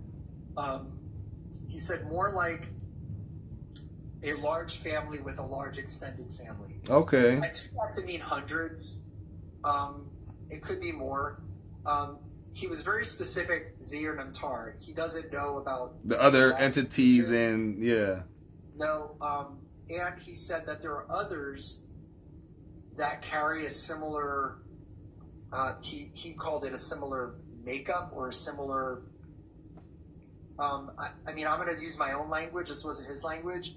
There's other supernatural beings, some good, some not so good, some that intersect, some that don't. I've never been to India, but I've met people from India, but I've never been to India. So I don't think I have any influence over a neighborhood in India or a store in India, because I've never been there. Yeah. Now, even though I've met people from there, hi, how are you doing? Nice to see you. And I might work with people and they're wonderful. I don't have any connection or influence over their country. Okay. it is the same, I think, with supernatural beings. If this makes any sense to people, and I'm sorry if this sounds like, but they may have crossed each other's paths, Mm-hmm. and they know of each other, but there may not be a reason for them to interact that much, yeah, or do business with each or other. yeah, to get involved with each other's business. Yeah, we haven't even gotten into the human beings that are part of secret societies, or the people like me that are part of lineages that are learning, have a job and a role that you don't find out about until the latter part of your life, not when you're younger. But yeah, no, he was very specific that he doesn't know of a the council. The council. Like, and I don't know if that goes back to like Blavatsky and all of these things where they talk about the, what is it called? The Great White Brotherhood or some kind of like council of like elders that live in that everybody thinks there's a council of elders. Yeah. So he there, said that to his knowledge there is not one big council. one. So it's a council basically just to keep the archives, and there's a council of keepers of silence to make sure everybody's staying quiet. He said Or there's in there- councils that record things, there's councils that protect things, there's councils that interfere, but they don't always work together. Okay. So it's kind of like, it's not like the Supreme Court and the federal court and a district court. It's not like that. They're completely separate from each other. Mm-hmm. Then what he said to me was, then there are large groups of, he doesn't use the word entities, he uses the word, it's not even beings, it's another word that'll come to me in a minute. But he did say that there are entities that are of different dimensional qualities, which may get into everybody's alien conversations, that are different dimensions that are all three things: friendly to us, rivals to us, and neutral to us. He said you would know them if you saw them because they look nothing like you. I said, give me one example. I said, give me one that would be a rival that we should be worried about. And he said, of an interdimensional? I said, yes. He said, you would call them mantis-like. You know what a mantis like is? Like praying mantis. He said, those are highly psychic, extremely intelligent, and very much about trying to crash the veils in between dimensions. And he does not use the word dimensions, use another word that I can't share, and I'll explain why in a second, but let's just call them dimensions. They're trying to break through all of the different doors of all these dimensions, but their intention is, they're almost like the Borg from Star Trek. If anybody remembers the Borg, they want to absorb others, but they really want to enslave and feed off of others. Yeah. And that they're very involved with trying to control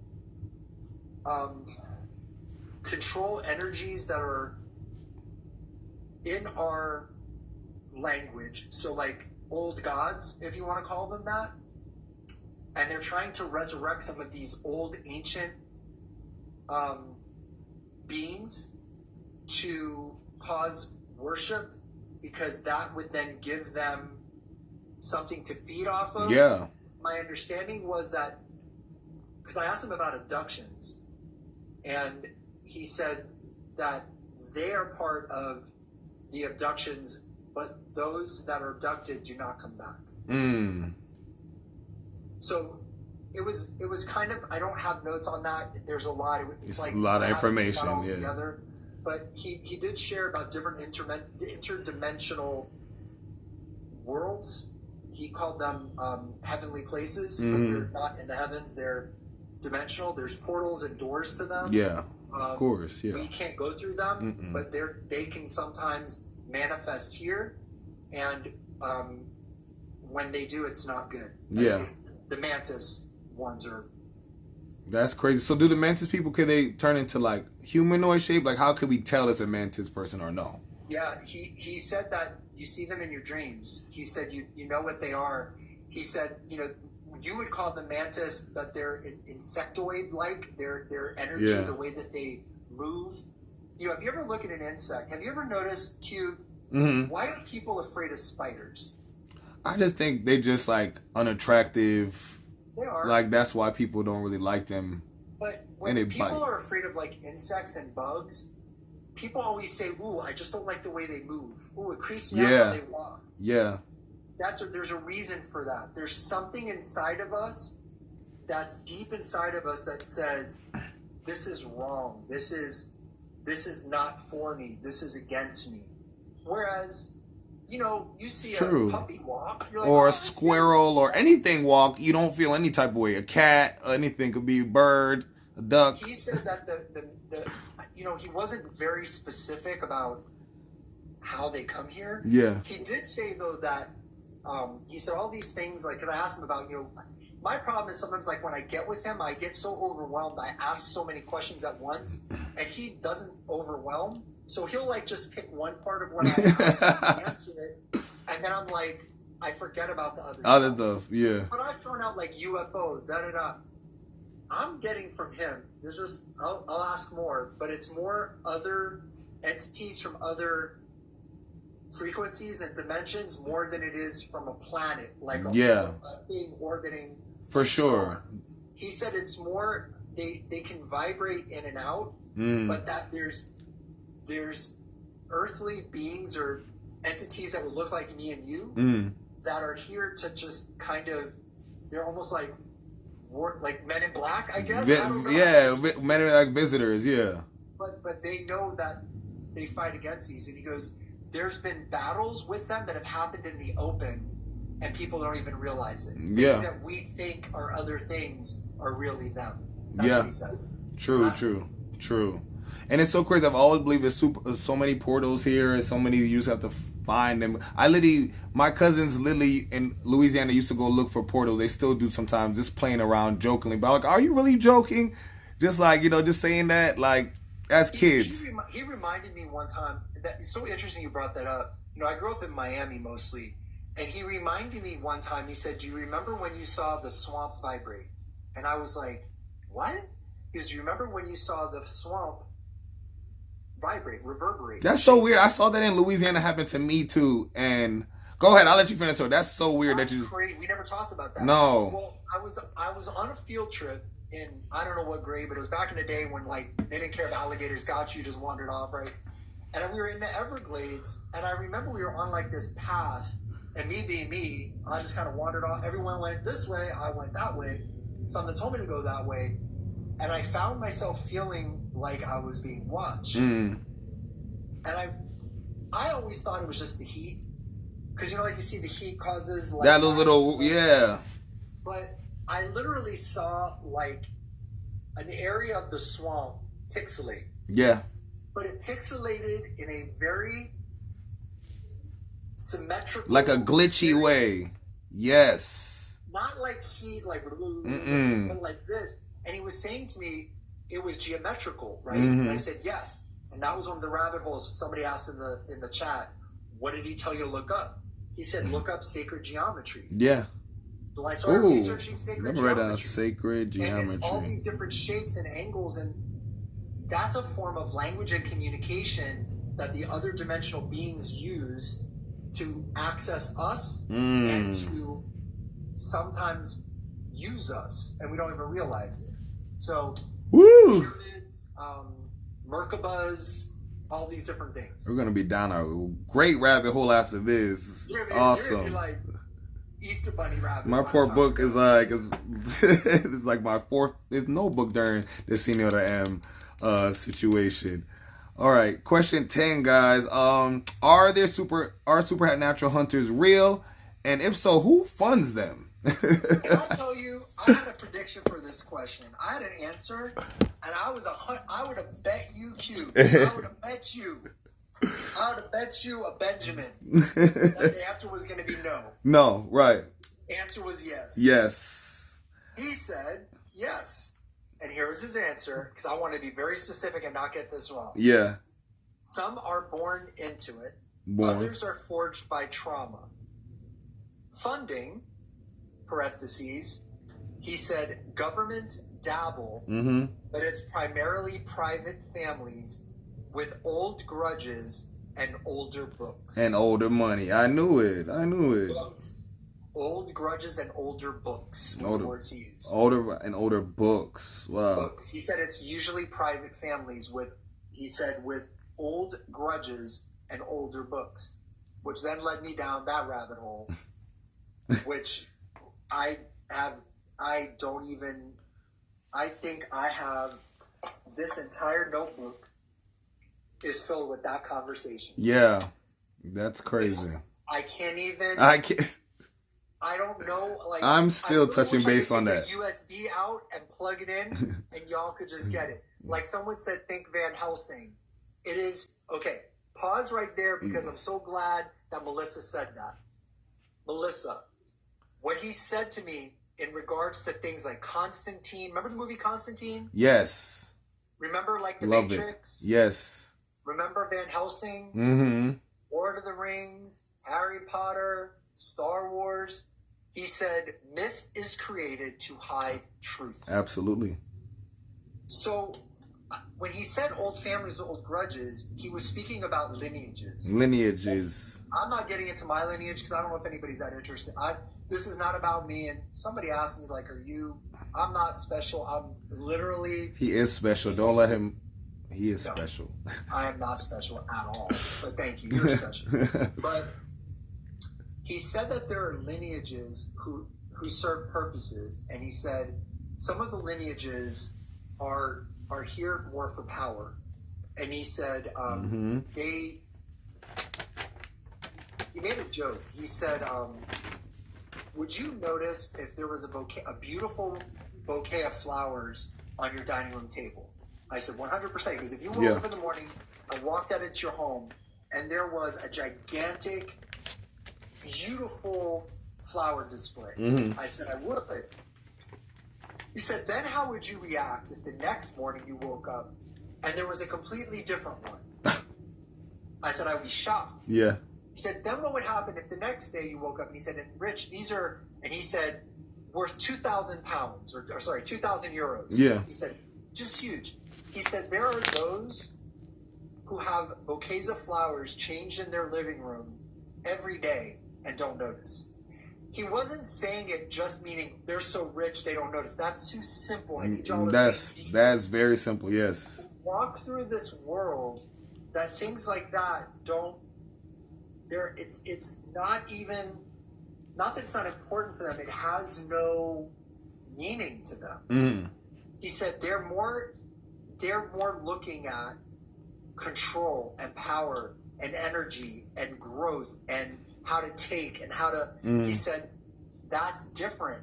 He said, you and your friends and your family, you would be like, oh my gosh, like, look at this beautiful flowers. Oh my gosh, another one? Oh my gosh. Yeah. He said, because for you, it's you're simpler. He goes, and that's how you should be. Yeah. He said, the families that have these grudges that are going after others, there are families, he said, that they're supernatural hunters going after negative things. They're trying to, he said demons are real. So they're trying to purge negative entities or whatever. There are people that do that. He said they are not supernatural people, but they are people who are trained by people who are much older. Yes. But then there are families who don't want these conversations to take place. Why are they not threatened by this? Because let's just be honest. Out of the 190 people in this group, maybe 50 believe it. Yeah. The rest think it's kind of cool, kind of interesting. Maybe it's true, maybe it's not. I'm fine with that. It doesn't change my world, doesn't change your world. Exactly. But if you could count on that, if I was an army, if I was a military, and I was going to invade other countries, and when you went to those countries, you said, hey, the rich bees got a powerful army and a powerful air force and they've got this and they've got that. And they went, that's not real. I have an advantage now. I love that. Thank you. Yeah. So he just said sometimes myth is created to hide the truth, and that is why he is not worried about having these conversations. He goes, you're not the first, you won't be the last. I've talked to thousands of people. people that he's come across that have met him, that know him. If you met some really good looking dude that said, I am this and I could do that, okay, sure. We see people on social media all the time. I'm a psychic medium. I'm a this. I'm a that. Maybe they are. Maybe they're not. The person that put a curse on me, she started saying all these psychic things. Let me tell you something. The magic 8-ball I used in 3rd grade was more accurate than she believes that she's got these beings that can, she's got this power. She doesn't. It's crazy. Some people want to feel super special and whatever. It is what it is. But there are families. I was surprised. I thought that was going to be a no. But apparently there's Van Helsings out there. Yeah, I found out, I've seen a lot of strange things about a lot of families, especially European families like yours, Rich. You guys come from...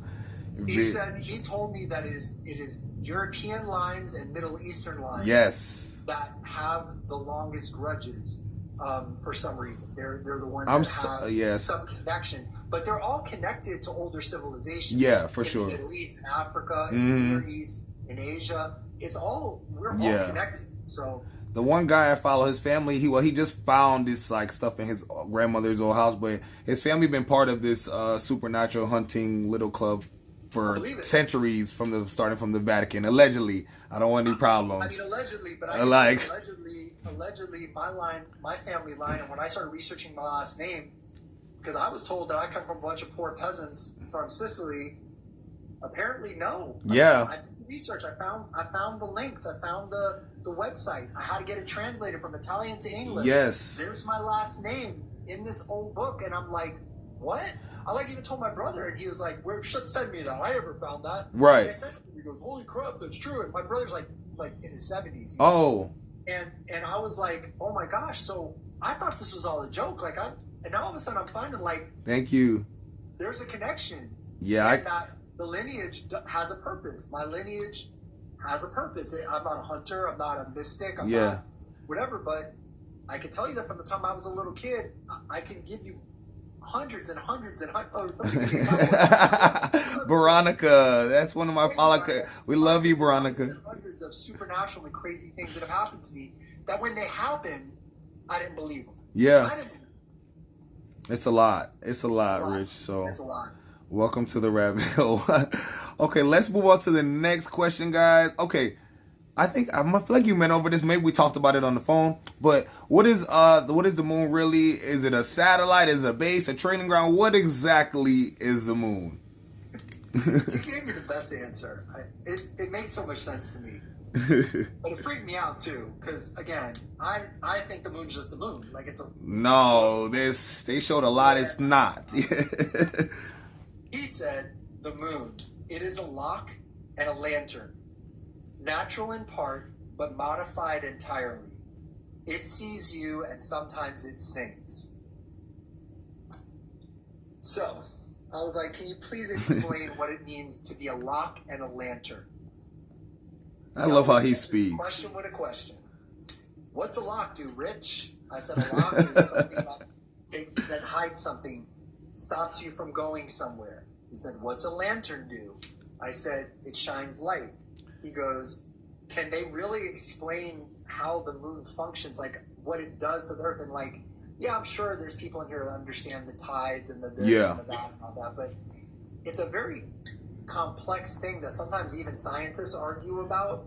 But he says that it does perform a supernatural function as both a lock and a lantern, and that it was used often. Somebody just did a moon thing. People are crazy incredible. Thank you. What is that? Is that a moon? Thank you so much, Mo. That was beautiful. You guys are hilarious.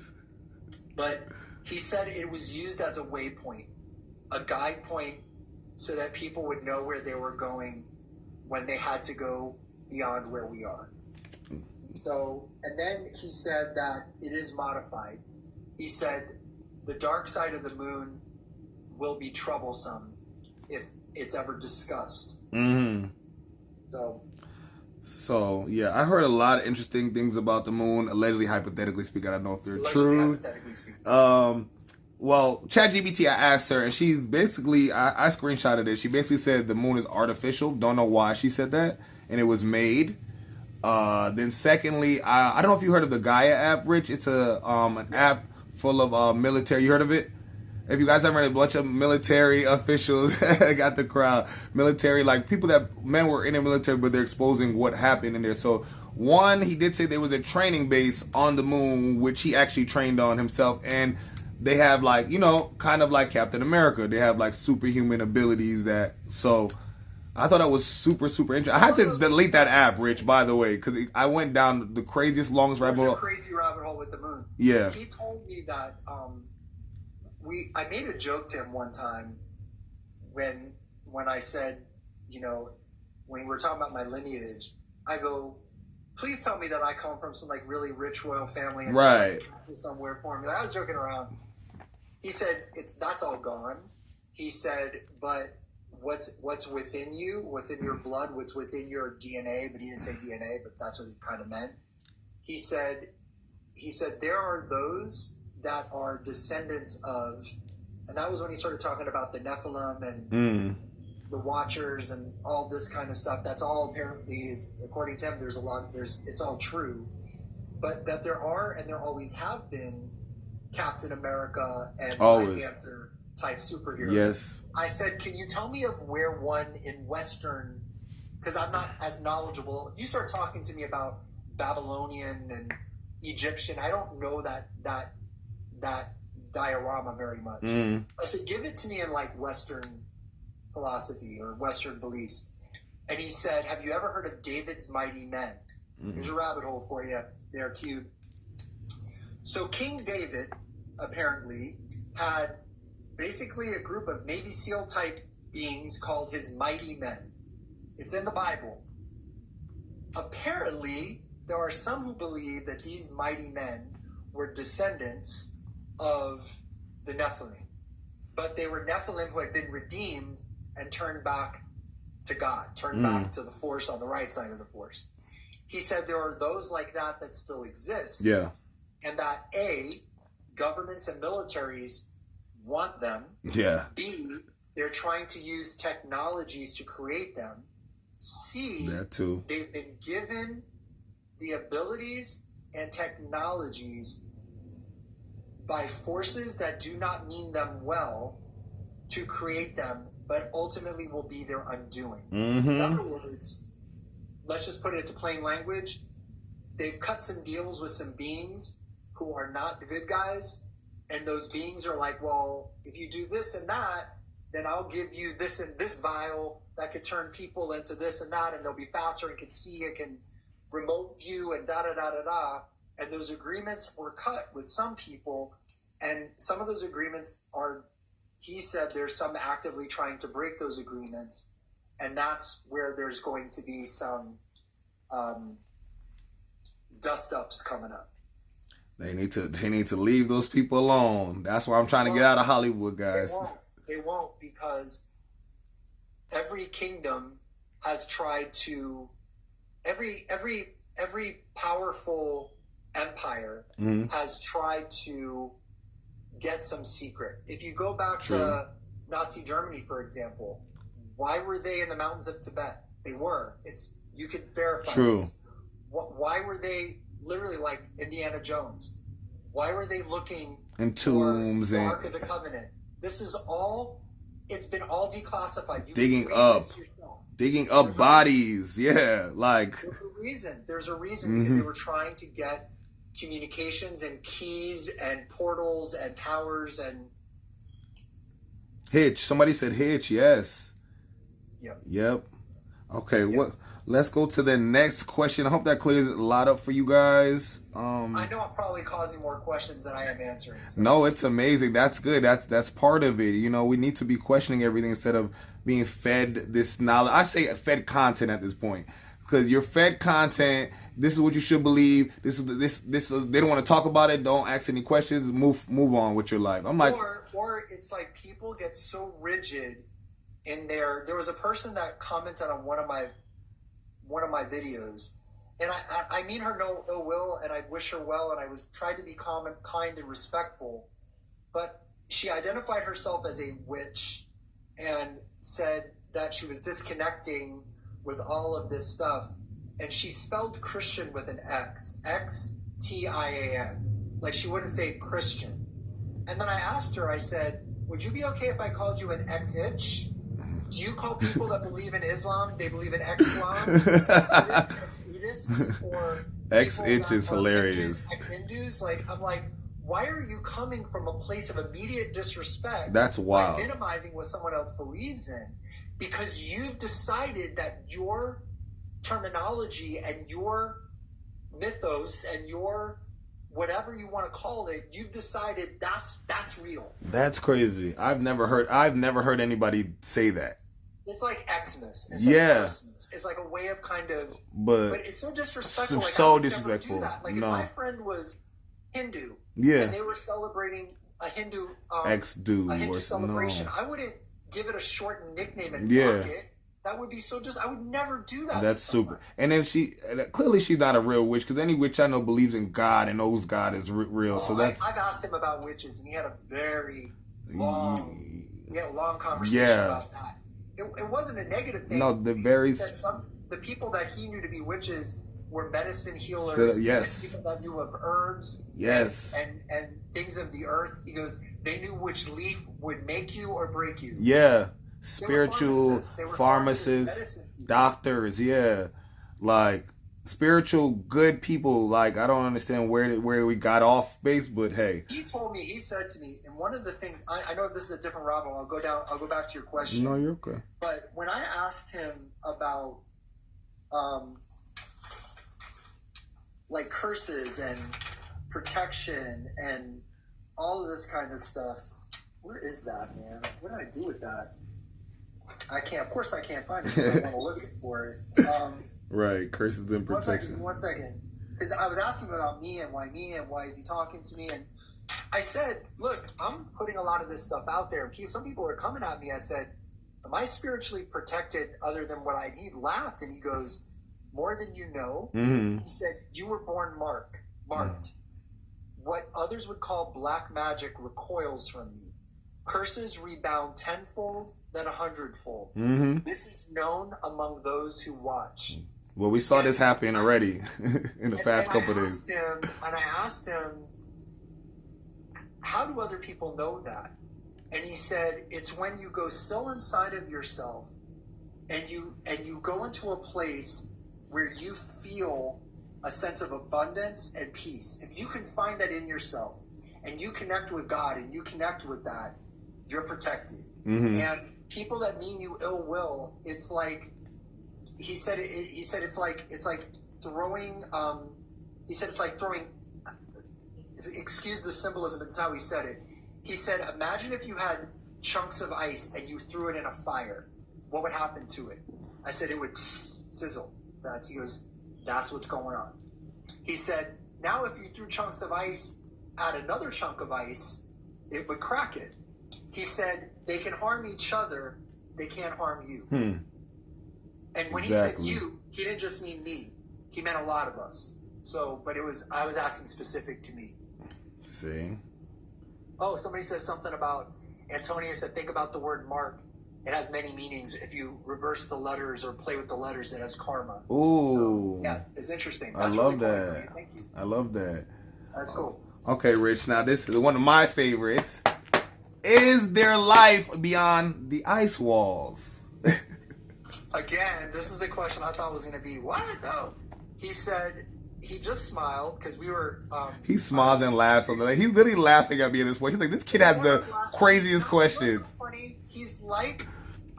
he's not a condescending, like, oh, you foolish little... No, like... He's just kind of, like, warm. You know, he's like... Like, ooh, you asked that. Yeah. He said, there are lands you've never been told of.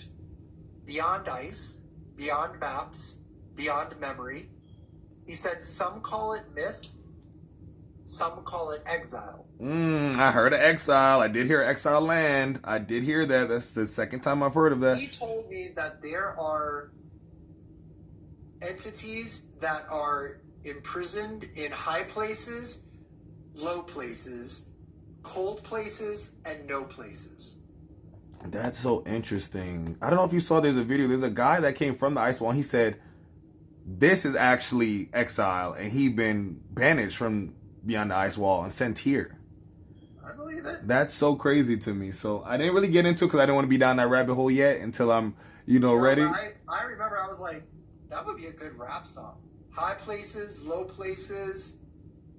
The ice wall. Maybe I'll make my name is Hot Cube. places, cold places, and no places. Yeah. High places, no. I literally always say that. I said Senor M is like a rap artist or a singer or something because everything sounds like a song. I'm like, wait, what? He's a very musical person. Yeah. When we were talking, again, it was only for a few hours. We went into this room and he had a piano and he played the piano. And here's what was the weirdest thing. It was an old school piano. It was not electrical or plugged into anything, but it felt like he brought the volume up and down. It was the weirdest thing. Like he was playing and he could tell like I was leaning in. Yeah. He was still playing, but it got quieter, which I'm not a pianist. Maybe that's a thing you could do, but he was still playing, but he would talk as he was playing, but he would never look at, he was like Stevie Wonder level. Like he just would like look at you and play, but he definitely is musical. I mean, I agree. But yeah, he said something like there's high places, low places, hot places, cold places, and no places that beings are kept in exile, that they can't get in or out of. Nice. And then when you get put out of the exile, where do you go? That's hilarious. It's like spiritual timeout. Yeah, that's crazy. Cause I don't know if you saw in 2020, there is on the black the other web, the dark web, that guy actually had his plane. He spent a lot of money, made $15 million on a plane to drive over it, and he kind of flew over really fast before he gets shot down. And he said he went about a week or two, and he streamed the whole time, and then he stopped for air or just to get out because the plane was that expensive. It can go for that long. And they said the stream cut when he got off the plane, and he saw a big creature or like a humanoid creature with glowing eyes. Cut. They never heard from him again. They try to track the plane. Nothing. So if you look, and I apologize, maybe somebody in the chat can help me out, but there was an expedition that was done in Antarctica that by the American military, and there was something like 3,000 or 4,000 Marines were sent. I believe it was under the Truman administration, and it was oh man, I know somebody in here is gonna remember Byrd. Admiral Byrd. Okay. Thank you so much. Love you guys. Y'all, if you want an interesting rabbit hole, research Admiral Byrd. Okay. Research his notes from that expedition. Yes, I need all of it. Some people said were completely manufactured and fictional, except for his children who said they were true, from what I've researched. Love that. So he was speaking about some Operation High Jump. Operation High Jump. Even in the present administration now, I'm sure you all have heard that there's talk about we, quote, need Antarctica and Greenland. So there's something going on that we don't know about. Whatever, I don't care. I won't talk about politics or nobody. No. Yeah. There's something there that somebody is coming out with that we need, and I think they might be right, or there's something there that is interesting. We had a whole conversation about energy, and he found it very funny.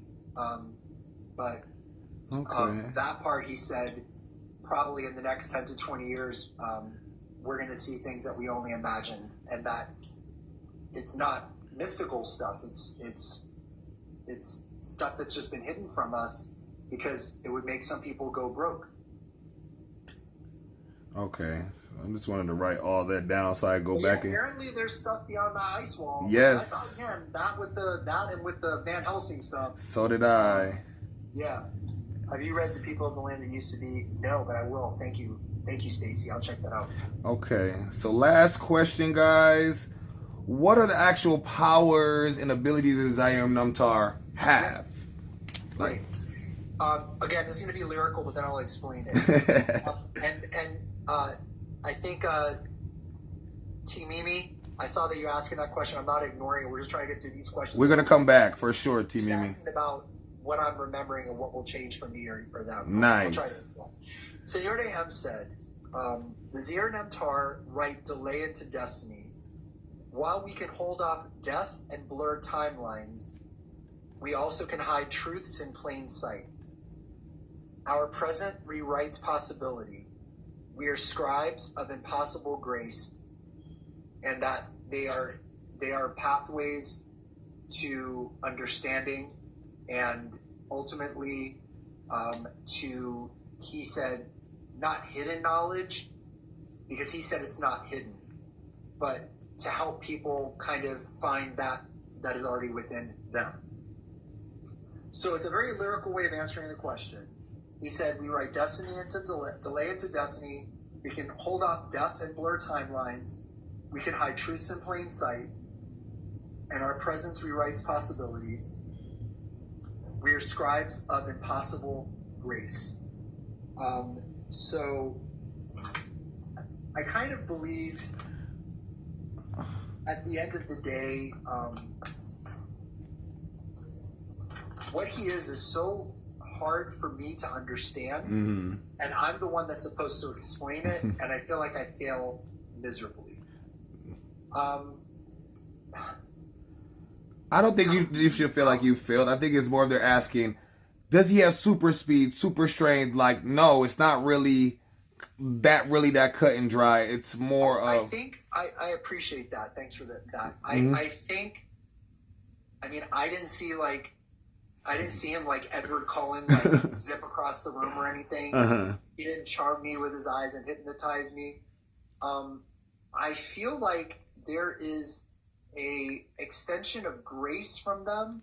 I feel like there is a power of grace. I feel that there is this is just my opinion, y'all. Don't come at me too hard. I feel like they have more of a direct connection to God, in the sense that I don't feel that there's as many obstacles between them and God as we call it, or as we put it. Now, again, different people in here might call God something different, and I have my path. I respect yours, all good. Yeah. So whatever you call that, we don't have to argue that stuff. That's for other people to argue. But I feel like they are a very, imagine you believe in God, but then you have this preacher telling you this, and this book telling you that, and this class told you this, and they taught you this, and your parents told you that, and there's all these things that are between you and your God. Imagine if somebody came and wiped it all away, and it was just you and God. That's what I feel like there's a presence about. A connection. So I feel like, I don't know if that is a superpower, but that felt supernatural to me. It is. He definitely has the ability to speak to you when you're far away.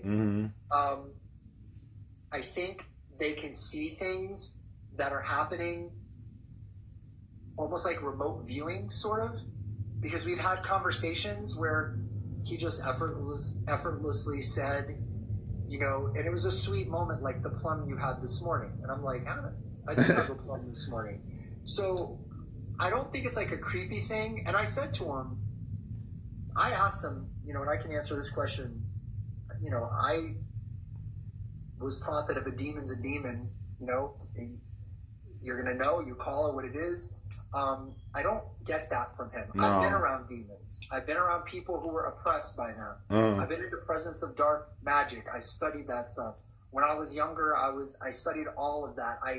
I've read books that are in one edition, first prints. I mean, I did all that when I was younger. And I've been in the presence. And it's just like Cube, we know when we're in the presence of something that we've been in the presence before of. Yeah, for sure. Or when we're in the presence of evil, we know we're in the presence of danger. If you've never been in danger, if a deer never knew what a lion was, never sensed it, never had that in their DNA, and you put them and they would walk up to the lion and get devoured. Yeah. Because they know to run. I don't get that from him. And I also get from him that the supernatural ability that he has is to know these long histories. Yes. If you know the things that he knows, that's a superpower. Yes, of course. And if you can live, I mean, I don't know how old he is exactly. If you made me guess, I would guess he was born before the Renaissance, so I think he's older than that.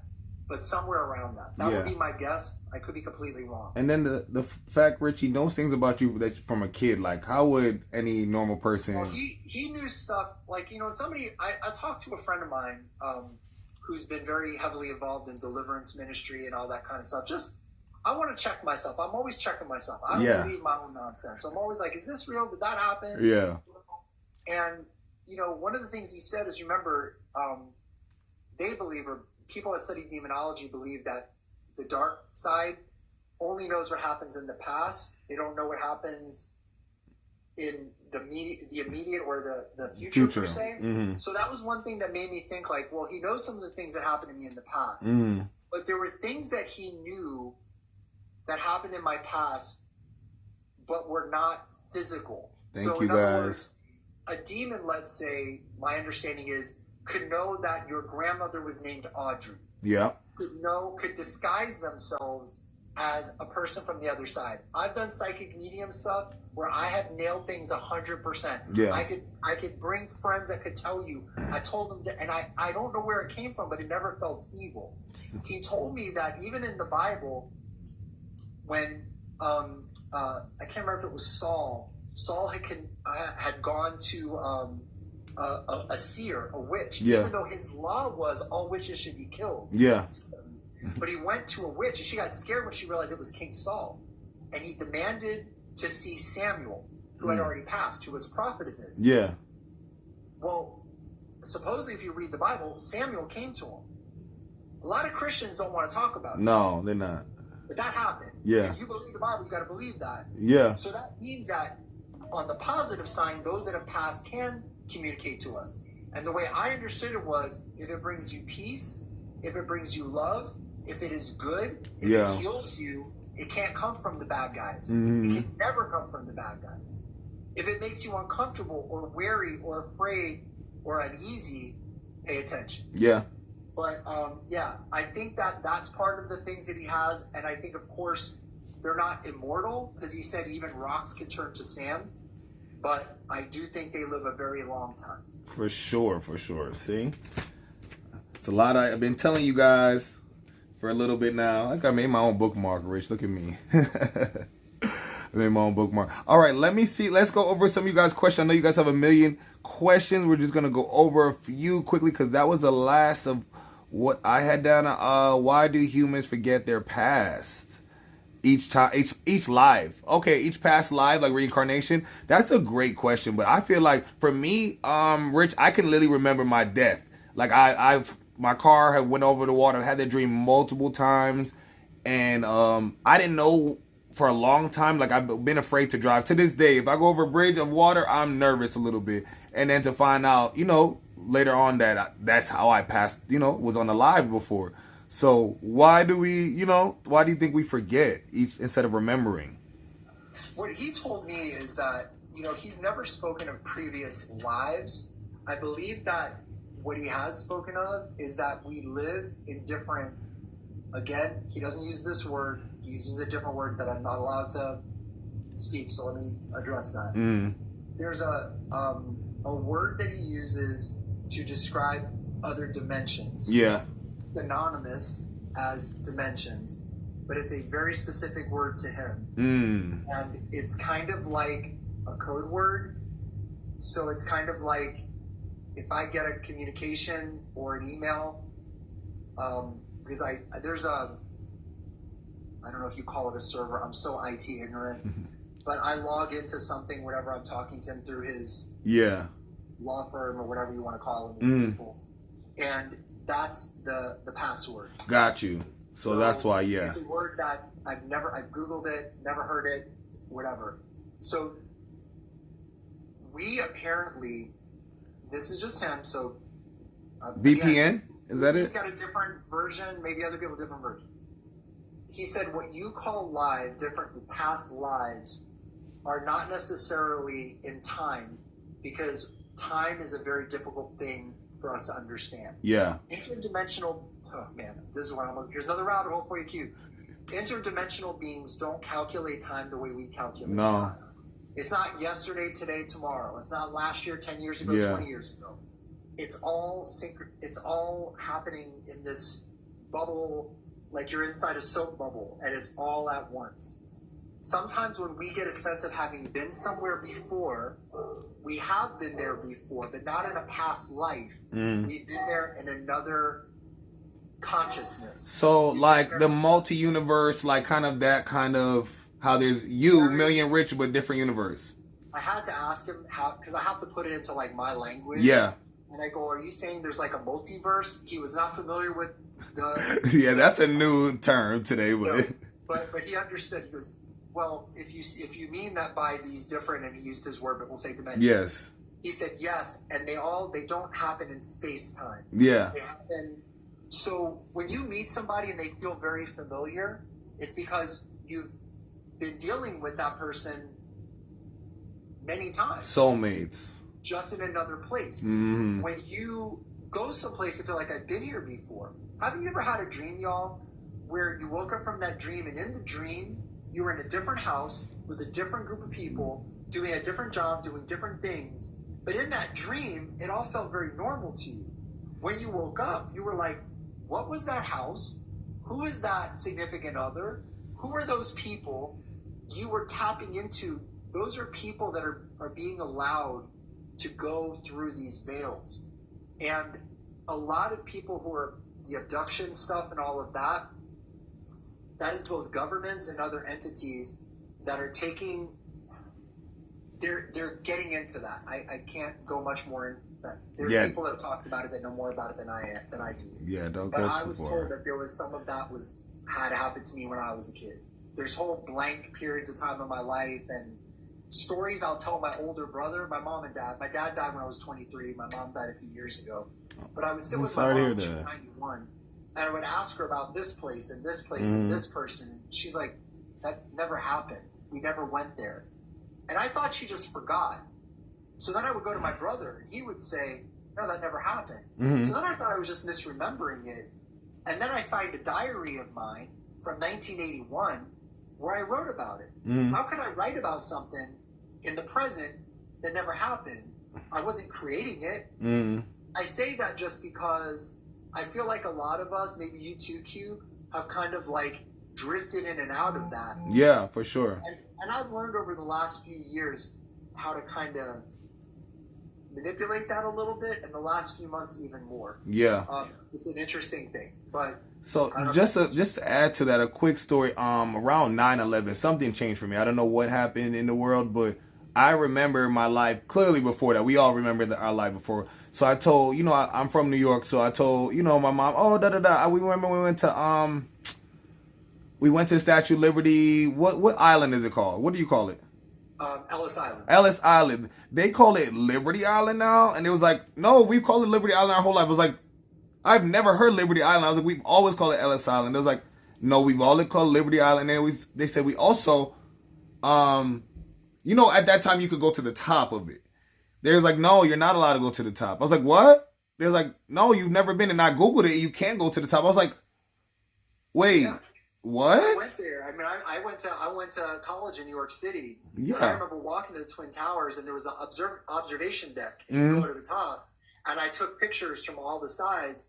And what was so sad to me is in a move several years ago, several boxes got damaged by water in the vehicle, and one of the boxes was all my pictures. See? All my pictures from the Twin Towers are gone. But they call something. Have you ever heard of the Mandela effect? Yes, I did. So the Mandela effect is when we all could swear something was like, everyone swears in Star Wars. Darth Vader says, Luke, I am your father. Yeah, he did. No, he says, no, I am your father. Well, I have a Darth Vader tattoo. I love Darth Vader. See? I went and bought the movie on Amazon Prime and got to that part, and he says, no, I am your father. He doesn't say Luke. But my entire life, I said Luke. Luke, me too. You got a kid you knew named Luke. What did everybody say to him? Luke, I am your father. He didn't say it. But our collective consciousness, many of us remember it that way. In Field of Dreams, what does he say? If you build it, you could achieve it. You could, if you build it, you could dream it. What does that to go? Somebody in the comments will know. It's everybody goes around and says he's talking about the baseball field, and the being comes up to him and says, if you build it, let me see what people say. They'll come. They will come. I was reading the comments. Go watch the movie, and a lot of people thought it was, if you build it, he will come. He will come. People even in the comments that said that. And people have thought, and there's been, no, he says, if you build it, he will come. Go watch the movie and see what he says. But people remember it differently. And so sometimes that's some weird parallels happen where they overlap briefly. And Bernstein beers too. That is, I read the book a million times. Bernstein. I know what's going to tell me anything else. Well, you know what? Have you ever, Cube? You're too young, but back in the day, people that are my age might remember. You would have a radio station or your TV, and you would have a knob. Yeah. You had to, like, get the channel on the right, so it doesn't. Yeah, my grandmother had one. Senora M said that is kind of like the different lives that we think. It's the dimensions. Oh. We dial in and out of them. And some people are able to do it very easily. Yeah. Usually those people, things happen to them when they're children. Yeah. Certain entities want them. Certain governments and factions want them. And they have strange memories. I'm in that category. And I found out some very, very difficult things that happened to me when I was younger, that now when I remember them as an adult and I look back on them, and I've done it through therapy and some different things, I realized that there were some things that I can't quite explain. Yeah.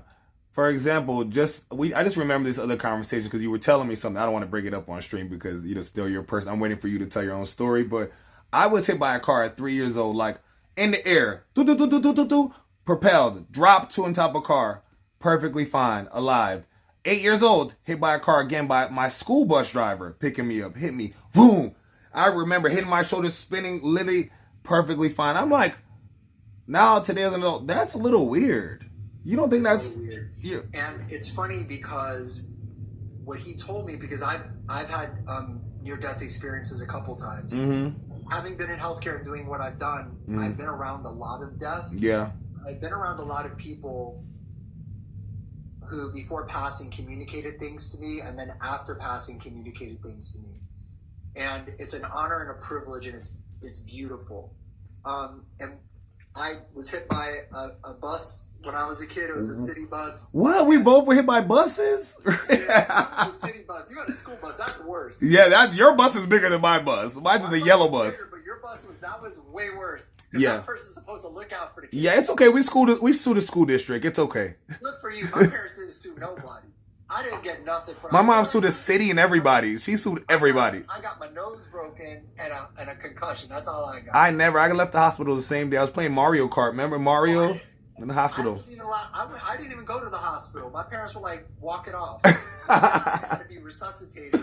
But I remember when I died, I saw a whole bunch of things. But the people that happens to us a lot because we're clicking in and out. Yeah, I'm starting to realize. We're bringing that. I always think about Constantine because I think about how he would go into the dimension of where he went to. Yeah. Downstairs. Yeah. And he would have to, if I remember correctly, didn't he have to like put his feet in a bathtub or put his feet in water? Yeah, there was a whole ritual he had to do and shake. The room was shaking, close his eyes and say I don't know what it was, mantra, spell. Deep conscious state changes. Yeah. Consciousness, fever, near death. That's what causes people that are sensitive and that have that lineage to vibrate into that other time zone, if you will. That's and crazy. Then sometimes he says it leaves remnants on you so that you're identified. He said, if you went with some friends to an island and you jumped into a pond, and when you came out of the pond, a seashell stuck to your bathing suit, or the sea, and a seashell stuck into your bathing suit. Then you went into a pond and a salamander climbed on your shoulder. Then you walked through the forest and a ladybug landed on your ear. Once you arrived wherever you were, you would still be carrying parts of the places you were. And those would tell the story of what you did. Yeah. It's very, very true. It's very, very true. That's crazy. That's literally, and I sent the Richard picture. I didn't tell you guys, but I was in very bad car accidents. Like literally, my car was like destroyed in New Orleans. You sent me a picture, and I used to be a trauma nurse. That was a bad. I walked out and went to set, guys. Just went to set. That's crazy. Still went to set. Like he went to set. He was yelling at the performer, "Do this, that, okay, more, give me more, more." I'm like, bro is like feeling good. And my car is like this, a ball. And I knew that car was hit. I was even close. I said to you, that looks like it was hit about 60, 70 miles per hour. You were like, yup. And I just... And it wasn't a big car. That looked like a Nissan Sentra. It was very small car. It was like a Nissan. Yeah. It was very, very small. So now looking back, I'm like, God, I've been protected this whole time, and but I had a crazy spiritual awakening after that. Everything changed after that. I don't know. Well, that was the third time I was hit by a car, though. So 3 is my number. Somewhere else, and the salamander, the seashell, and the ladybug attached itself to you. Yeah, that was. It's on you, and then the others recognize you from that because it never comes off of you. No, and that's now I'm looking at them like that's kind of where my parents really. I mean, they seen it, but my parents also super spiritual, so they like, they believe God blessed me. I'm protected by God, of course, the blood of Christ. You already know. So that's they really don't really say much beyond that. Even if I talk to them about stuff like that, they're like, hey, we're not supposed to talk about stuff like that. It's shut down instantly. It's funny. So in my family, my dad wasn't really attuned to this. My mom was, but I always felt a little bit like a freak show. And I'm not speaking ill of my mom. She knew what she knew. She did the best she could. But my mom got a lot of status and I don't know what the word is. She felt special. Mm-hmm. She would bring me to these events and parties where I would read somebody's future. Yeah. I'm talking 7, 8, 10. It stopped when I was a teenager because I wouldn't do it anymore. Yeah.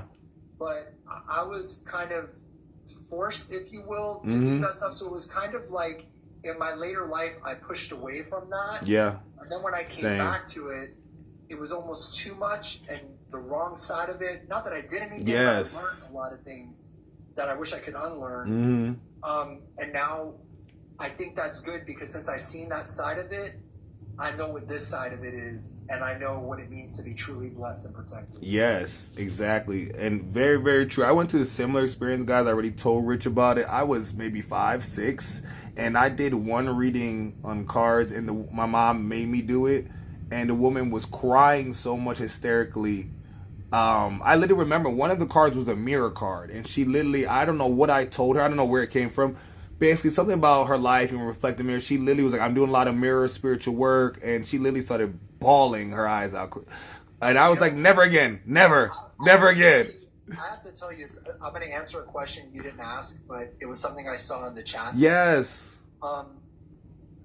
Because I had such traumatic events happen to me as a kid around, like imagine, like you remember like Michael Jackson would tell the story about how Joe, his father, yes, of course, would force him to practice and to sing. That's how you was as a little kid, his whole life. I related to that in a very microcosm way. That my mom, like, I'd be tired, and it'd be 10 o'clock at night on a school night, and my mom would be like, "We're going to this party, and you're going to do a reading. They pay a lot of money for this." Yeah.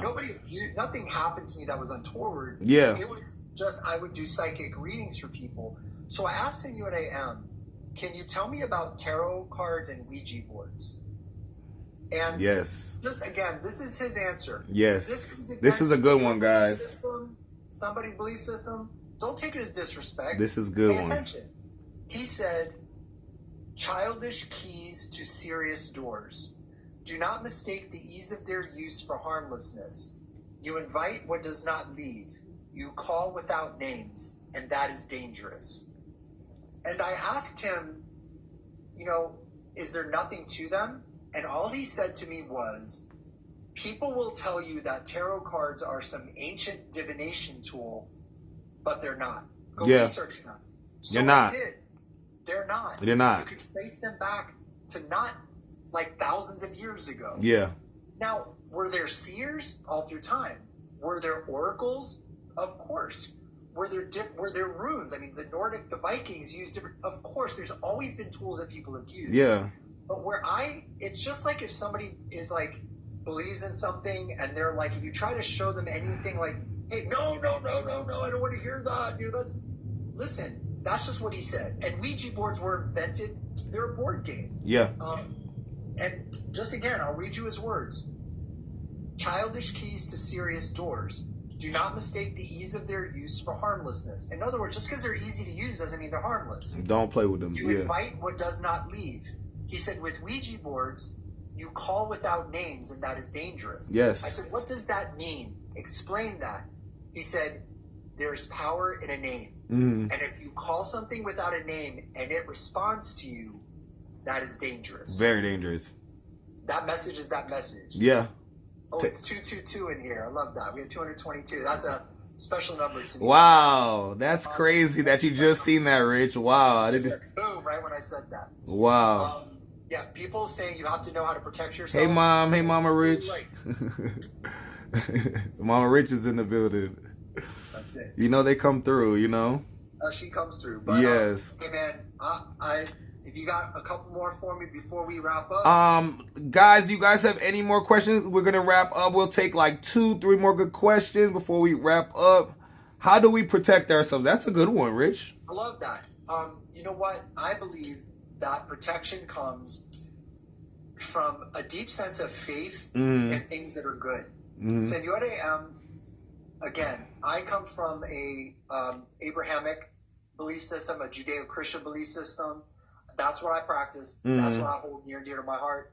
That's what I love. He resonates with that. That's kind of his background from where his people came and where he came from. But he said to me, forgiveness of yourself and others, love given and received, laughter, and then he said, for those that believe what I believe, prayer, offering your heart to the Holy Spirit, to God, worship, and listening.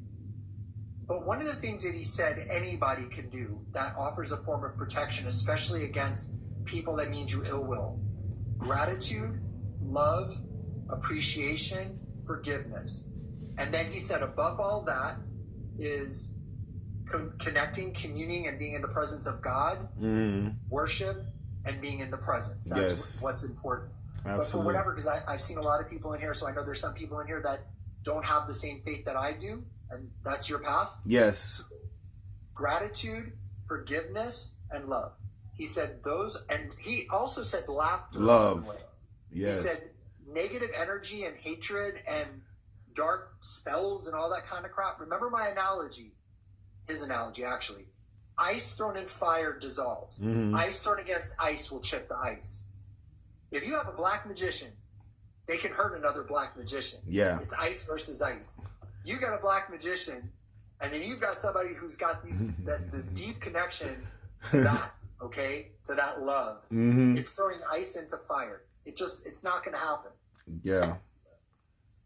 You guys got that? Okay, Rich. So a lot of people want to know about inner Earth. If you know what they mean. I guess it's a flat Earth theory about inside of Earth is another Earth, a new city, a town. I think we never talked about flat Earth, round Earth. I never asked him that. I don't think I will, but I think when we talked about Earth, he was very focused on old Earth. Old Earth. The old Earth theories, the pre-Adamic theories. You know how like Christians will say the Earth is 10,000 years or whatever it is, but it's not. It's much older than that, and that's not blasphemous to say that.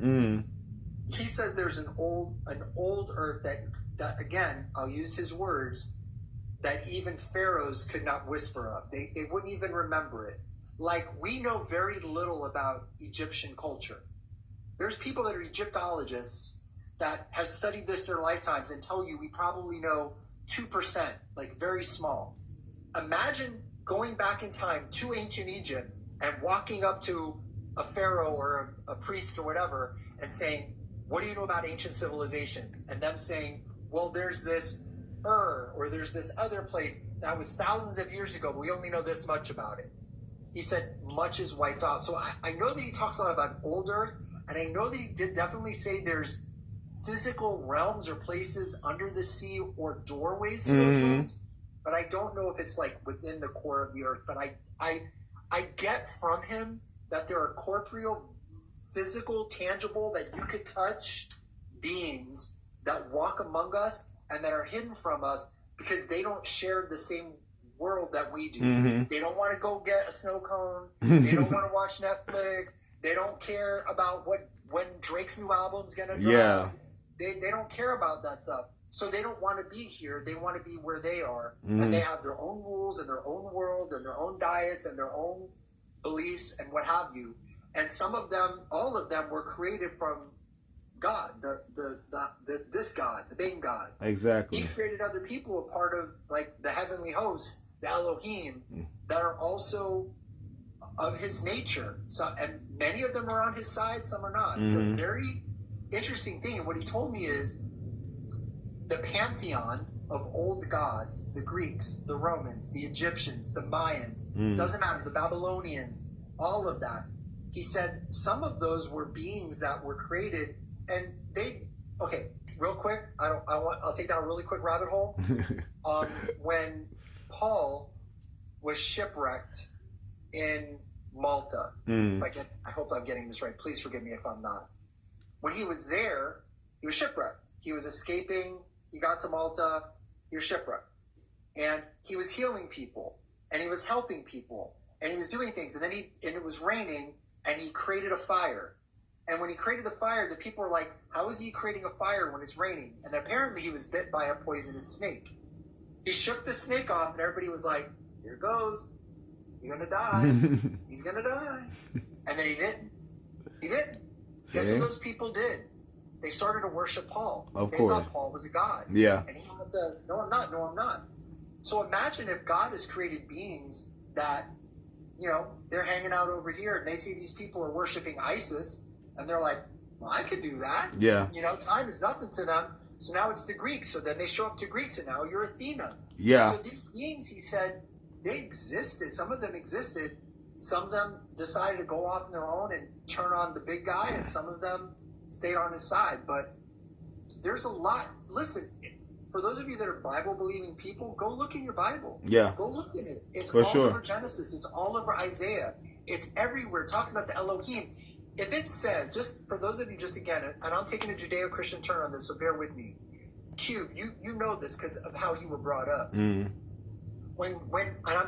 I'm paraphrasing. When God says, I am God above all other gods, what was he referring to?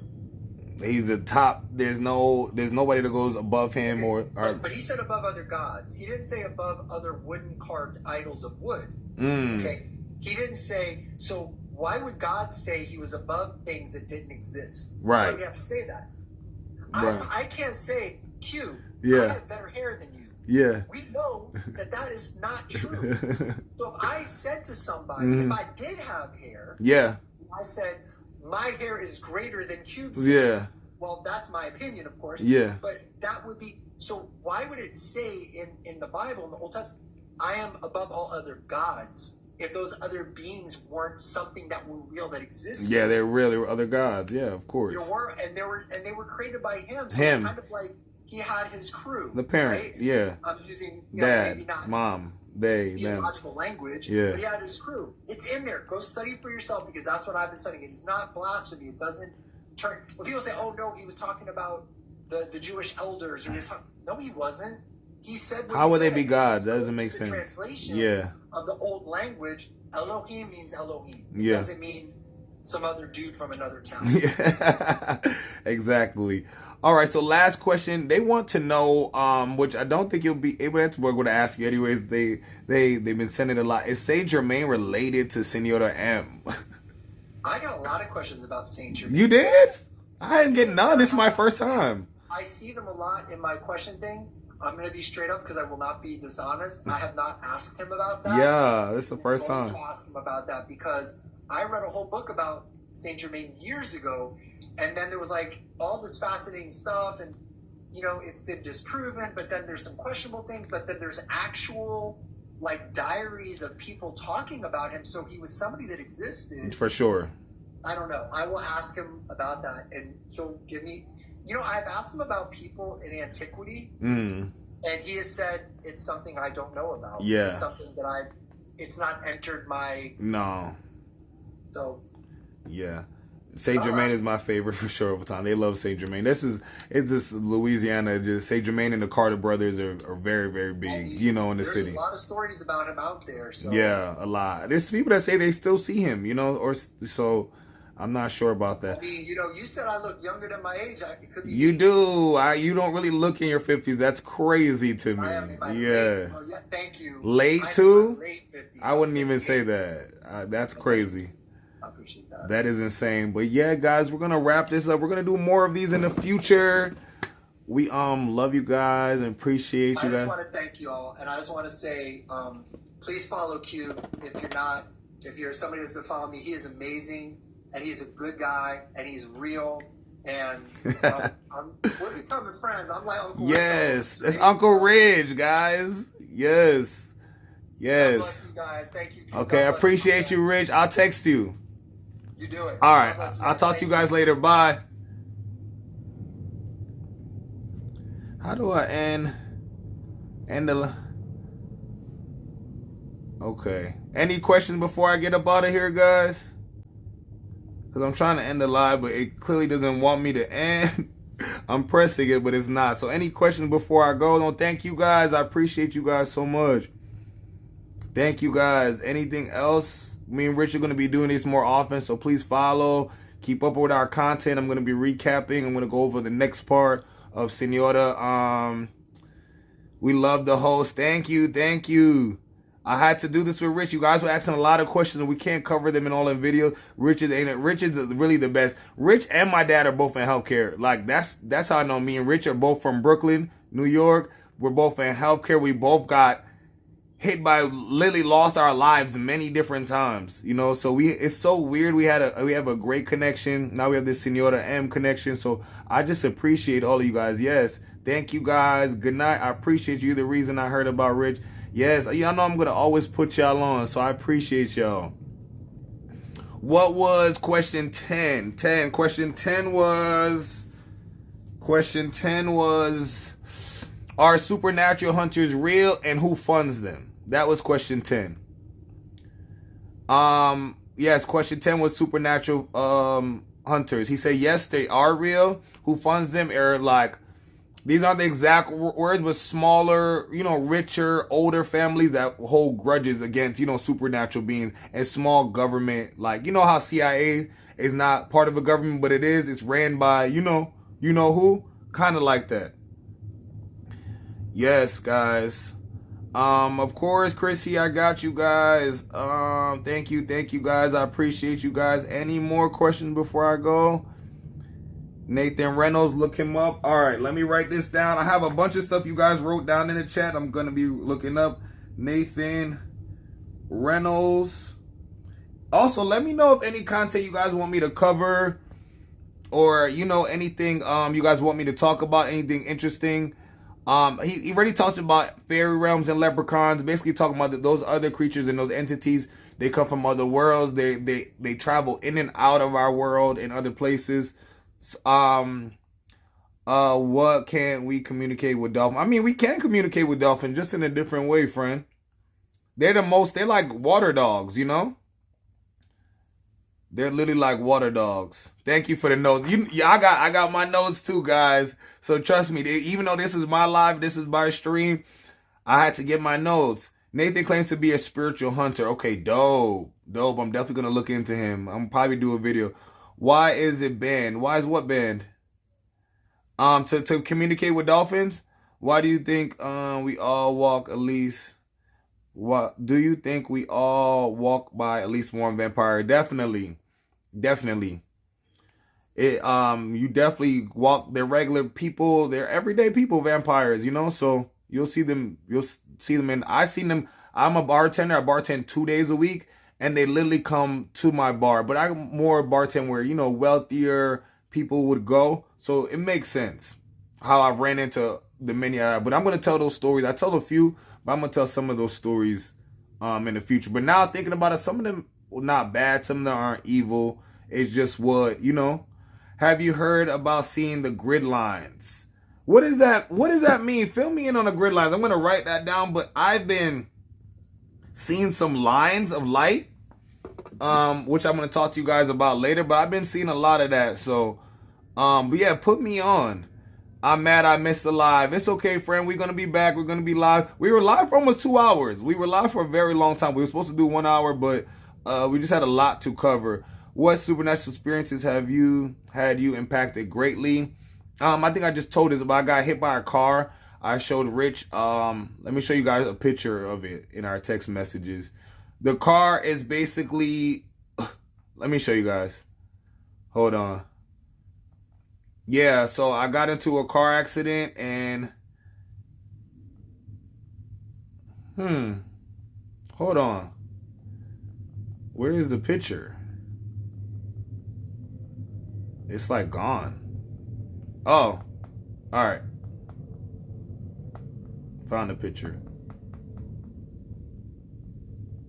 Okay. So y'all, look at this. So this is a car accident. This is a supernatural ability that had an impact. Pure spiritual awakening. Mind you, I'm on the passenger side. I'm not on the driver's side. The car is completely destroyed. And I was perfectly fine. I went to set. And produced a whole music video. Which is crazy. I missed a lot. I missed a lot too. Yard work. It's okay, friend. I've been streaming and saving the whole stream. I'm gonna post it on my tube channel. So subscribe on the Cube of the Lore. I have part 1 of the Rich story, but I'll post the whole stream up there. You guys can hear Rich. Yeah, I've been streaming I'm a streamer on Twitch too, so it's gonna be up there. Wow, didn't seem like 2 hours. Great job. Thank you guys. Yes, it was 2 hours. Yeah, I appreciate you guys for sticking by the whole time. Hold on, guys. I'm just want to make sure I answer as many of you guys before I get off. I feel like me and Richard probably just jumped off. So let me just make sure you guys. It's more of the French Quarter area. Yup. Yes, notes. I seen it after lucid dreaming. When I open my eyes, it looks like a video game, but then disappears. Yeah, I've seen them yesterday, and I don't know what that was about. But I'm gonna look into more. Thank you for bringing that up, because that was a spirit telling you, because I was kind of freaked out yesterday. Like, what are these lines of light I see around? I was literally just chilling in my house watching TV, and I just looked around for something, and I just, end up seeing all those lines. It was great tonight. Thank you guys. Thank you, Rich, even though he left. Yes, I'm gonna go text him right now. He's texting me just so we can recap on the live. But we're gonna be back more in the future. We're gonna be doing more live. So I appreciate y'all. I appreciate you. I hope y'all was a great host. I asked great questions. It was a great Q&A. We're gonna do another live. I'm probably gonna go live tomorrow or the day after that too, so we can get down some more questions. Because Senor M is not gonna be around forever. He does plan on disappearing again soon. So we want to get all the questions out now. Everything we want to ask, all the questions now, so we can know what's happening in life, y'all. Appreciate your insight. Thank you. Mermaids, please. Oh, we touched on mermaids, friend. You must have came after Mo. So basically, he's saying all these entities, mermaids, and all these things exist, but he said other creatures, other entities really don't mix around and mess around with other creatures, and they're not really. He say, basic. It's a lot, but yes, we're gonna touch base on it again. Yes, but mermaids, yes, they're in the water. There's a lot of, basically he said there's people they of the ocean, so there's basically a community of, like how we are different kind of people. There's a community of different kind of water entities and creatures. Oh, you came after you love mermaid content. Yes. Yeah, he touched a lot. He's basically, let me go back in my notes. Anybody got notes on the mermaid? What number question was that?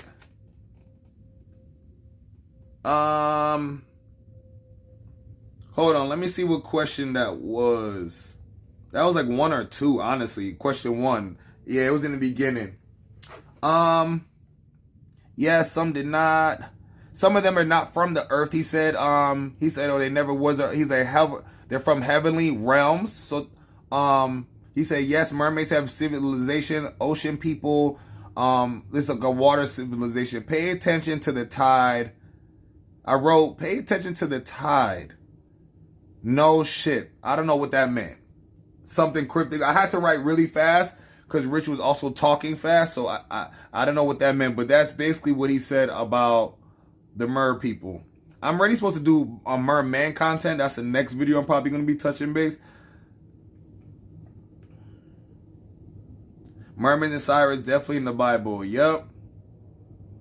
Sirens. Sirens, I believe me and Rich didn't get talked about it, but I believe sirens, like I said, there's different communities and civilizations in the water. I believe mermaids and sirens are different. Sirens are a little bit more vengeful. They're out for, you know, people, but also these people are, these entities are right to be beefing with us. They you know, like, come on, like, people have done a lot of wrong, not us, but people have done a lot of wrong. We literally pollute the ocean. We literally snatch their people up. We're feeding them. They have mermaid dinner parties. So are they wrong for really beefing with us? You know? So, but no, I don't think they're the same at all. Sirens are more dark and vengeful like Medusa. Yeah, sirens, I feel like, are ones that really were changed from the Nephilim days, the women that really were bred. I feel like mermaids are a whole different type of entity. My grandma told me when I was 5, mermaids... Actually, let me tell you guys a story. So, I might have been 5 years old watching Little Mermaid, Ariel. So my grandma comes in the room really annoyed, like, what are you watching? Like, I'm like, oh, it's a Little Mermaid. She was like, mermaids don't look like that.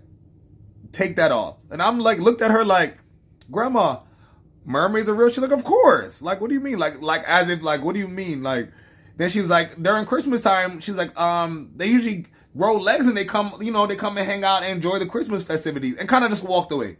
Said it so normally, so chill, and walked away. I was like, what the? You know, like, as a kid. So, just know, I feel like those mermaids, I feel like they can more hide their shape and their form. They look more humanoid. They can look more human. I don't know if there is a time limit. You know, time doesn't exist, but there's a limit on when they can change.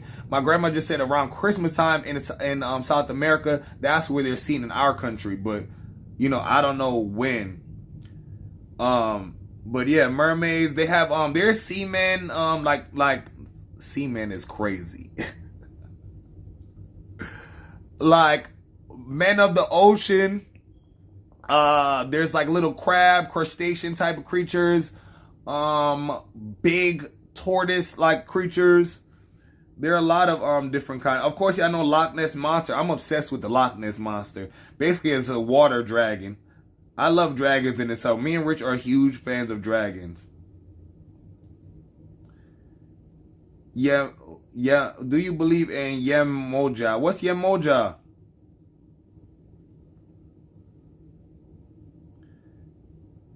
Senor M says they wish to speak again in a Rich B video. Can you find out?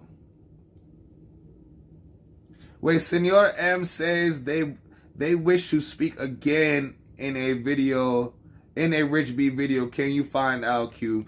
No, they talk every day. They're gonna be talking. They're gonna be talking for a little bit, but at some point he will disappear. He's not gonna be in contact with us anymore. They talk from, like you guys said, a VPN server. There's NDAs. There's a lot of, so they're not gonna have like access. And of course, Senor M pays attention to me, but just making sure I'm staying within the NDA that Rich signed. Of course, I don't know any knowledge that's outside the NDA, so I don't have nothing else to say. But yes, a Haitian lady I knew once lived in the Congo for a bit, and she said a little gray alien man. Oh my God. I don't know why they show up in Africa and the Caribbean like that, but they're really like relentless. All the aliens, all the creatures, like I think it's that, like, I don't know if the Caribbean people don't care or they're going to stay away from them. That's why they show up in Africa and the Caribbean, all those lands. But I'm good. Leave me alone. Your grandma is from Haiti or the island. We're from Guyana, from South America. Hold on, y'all. I'm just trying to stay on top with all the comments. Angels don't look like angels we think they are. They look scary. We really won't never see an angel's form. Angels take on human form and shapes, and also I feel like they can possess people like in more of a positive way, just like in Supernatural.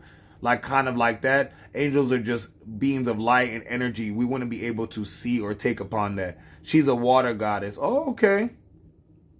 Yes, I mean, like Richard said, there's many gods and goddesses. Like, so I don't know why people think there's only, you know, one. Of course, one got to run the water. One got to control the leaves, the earth, the animals. You know, there's different jobs. Just like how we have jobs, they have jobs. Like, somebody does construction. Somebody's a mailman. Somebody is, we have farmers. The farmers give it to the milkman. The milkman give it to the grocery store. You know what I mean? And there's a place for everybody. So there's also gods like that too. Dragons are angels. What made you feel dragons are angels, friend? Yes, we're Creole. We Creole. Creole Guyanese, Mo. Me and Rich didn't talk about it too much, but I'm gonna fill you guys in on my family lineage a little bit. Me, Rich went over it a little bit, but yeah, my family comes with a lot of secrets too. The Greek gods, oh my God, I need to know. The Greek gods are depicted from African gods, so they just changed their names. So it all started in Africa and Egypt, and then the gods turned into something else and something else and something else and something else. You know? Because your blood remembers. Yes, your blood remembers. And that's why a lot of y'all are in this live, because some of this resonated with you. Some of this makes sense with you. Some of your spirit, your blood feels and knows some of this stuff. Y'all know a lot of this. Some of y'all know more than me and Rich damn near. And y'all don't even need it. Y'all haven't even talked to Senora M. Yeah, dragons and angels are in the book of Enoch and Revelation. They absolutely are. And guess what? They took that book of Enoch out of the Bible when I was a kid. So I was very questionable about the Bible because I'm like, well, we're dragons and we're dinosaurs. We know dinosaurs are real. We know dragons and dinosaurs. So why aren't they in the Bible? In Cuba, Yoruba religion, Yama is a queen of the ocean. Yes, we have her all over the Caribbean, Africa. We all have an ocean goddess. The ocean just feels like a feminine spirit. Does she not? She feels very warm, beautiful, loving, but you can see her wrath. You can see her rage. It's like, don't play with her, you know, at the same time. Some angels are warriors. Definitely, still to this day, some are, or Lucifer started off as a warrior. Okay, I thought Senora M meant more of a stance in the world, not just here. He said they were bored. Yeah, bored and need entertainment, but the entertainment only gonna... It's us entertaining him, us finding out about all this knowledge and all this stuff. But like he said, he's been doing this he's talked to thousands and hundreds of years. It's probably been happening for centuries. Somebody like us exposes it, and then people just go back into believing whatever they want to be. I'm always drawn to the videos you said. Oh, thank you, Mo. To you and your videos, thank you. You're our spirit, our blood remembers each other. Spirits remember spirit, you know? Tide waves current teaches you don't play with mama water. And interesting. Thank you for saying that, Mo. Because remember I wrote down in my notes, pay attention to the tides. That's probably what Rich meant. I found you from Rich. I appreciate you, Elizabeth. Cube, what did he say about Hollywood was very interesting. Yes, Hollyweird. But it was everything I already knew, you know, about the reptilians and, you know, the Credo Moose spoke of the reptilians in Africa. Yes. Let me write that down. But Credo Matua, yeah, he spoke a lot about the Hollywood weirdos, the Hollyweird. And as you guys know, I work in the industry, so that's why I wanted to talk about it. And yeah, there's a reason why I'm a content creator and a streamer now. I'm not about to play with these people. I'm not selling my soul. They're not going to sacrifice me. I'm not doing no type of weird stuff. No. So yeah, if you get what I'm saying, you get what I'm saying. Behemoth. Yes. Pay attention to the tides, not the ships. Ooh, yes. Yes, Animal Mom. Ooh. It's like chilling how we even wrote. Like Senor M, how he talks is literally like crazy. Now we can freely talk about these things without fear. Yes. I mean, within my community, within my page, we can talk about this stuff at all times, anytime. I've created a safe space for you guys, as well as Rich has created a safe. But other pages, other content creators, they're not gonna let you talk about too much of this stuff. You're gonna tell us that we're crazy or we're da da da da. We know the real. We know we're not. We know who's really crazy. You know. Anytime there's a way to influence people, there's dark and light. Yes, and then me and Rich are on the light side because there's a lot of dark influence. Like he talked about the rappers and artists using the vampire aesthetic, like Cardi, Playboy Cardi has a whole vampire aesthetic, vampire. Like what? Why are you pushing that, sir? I feel like Mr. M is training Rich to take over his spot. No, I don't think so. I don't think I think he's just, the world is awakening, the veil is opening, and he's just helping us speed up the process, you know? And he sees content creators like me and Rich, where he's like, well, maybe let me tell them the real tea so they know what's really going on, you know? Because I'm doing supernatural reports and recapping, but sometimes the story may be real, sometimes it may be fake. So, you know, we have to use our discernment. I'm just reporting what's going on, but I would like to know what's really, really going on. You feel me? Wonder if my question is being shown. La Goddess, no, it's not. I didn't see your question. The veil is very thinning. Pay attention to how your emotions feel after listening to music or movies. Right, like even after this live and this after, my energy's up. I feel great. My vibration, my energy's up. Like, this is great. This is the type of shit and like a lot of content I like to do, y'all. And I know you guys probably feel the same way. So let's moving forward. We have to pay attention to how things make us feel in our energy and our vibration. You need to join the Misfits page and listen to her lives. Let me write her down. Misfits. I got a lot of stuff. Look, I'm writing down a lot. Y'all see me pen to paper the whole time. We are definitely leveling up. Pay attention to the waters and not the sky. Pay attention to the water. Yes. Yes, pay attention to the waters, not the sky. La Goddess, did you send your question again? I think he's providing us with knowledge. He definitely providing us with knowledge. You know, and stuff of this, some of us know and our blood remembers is most of us like just bringing it into fruition. I just want to know about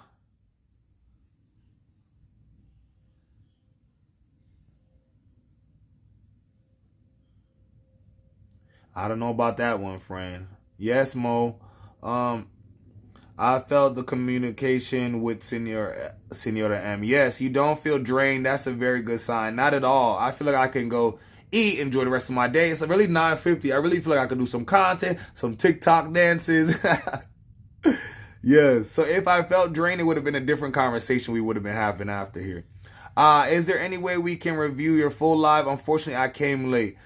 Yes. So, well, yes and no. So one, this is TikTok live, but I did stream the whole time on Twitch. So I will be saving the whole stream and posting it to my Cube of the Lord channel. So go ahead to the tube and sub up. I'm going to post the whole thing there. I already posted part 1 of my Rich story, my recap. I'm going to post part 2, and then I'm going to post this whole stream. So I'm also gonna post on Talks to let you guys know when it's up here, just in case I knew this would happen. So I was like, I need to make sure people could catch this live after the fact.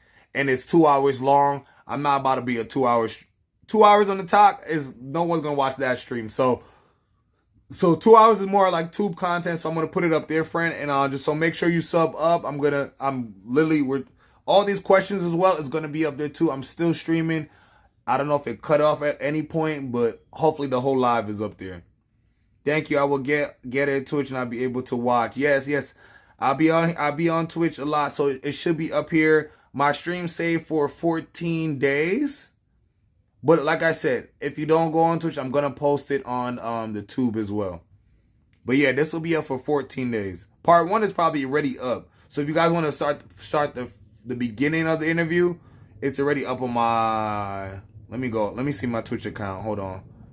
Because I knew this was going to happen. I wanted to make sure you guys, I know people had work, people were busy, people got kids, people, life be lifing. I feel it, So I got y'all. I'm going to make sure I got y'all. Let me look up.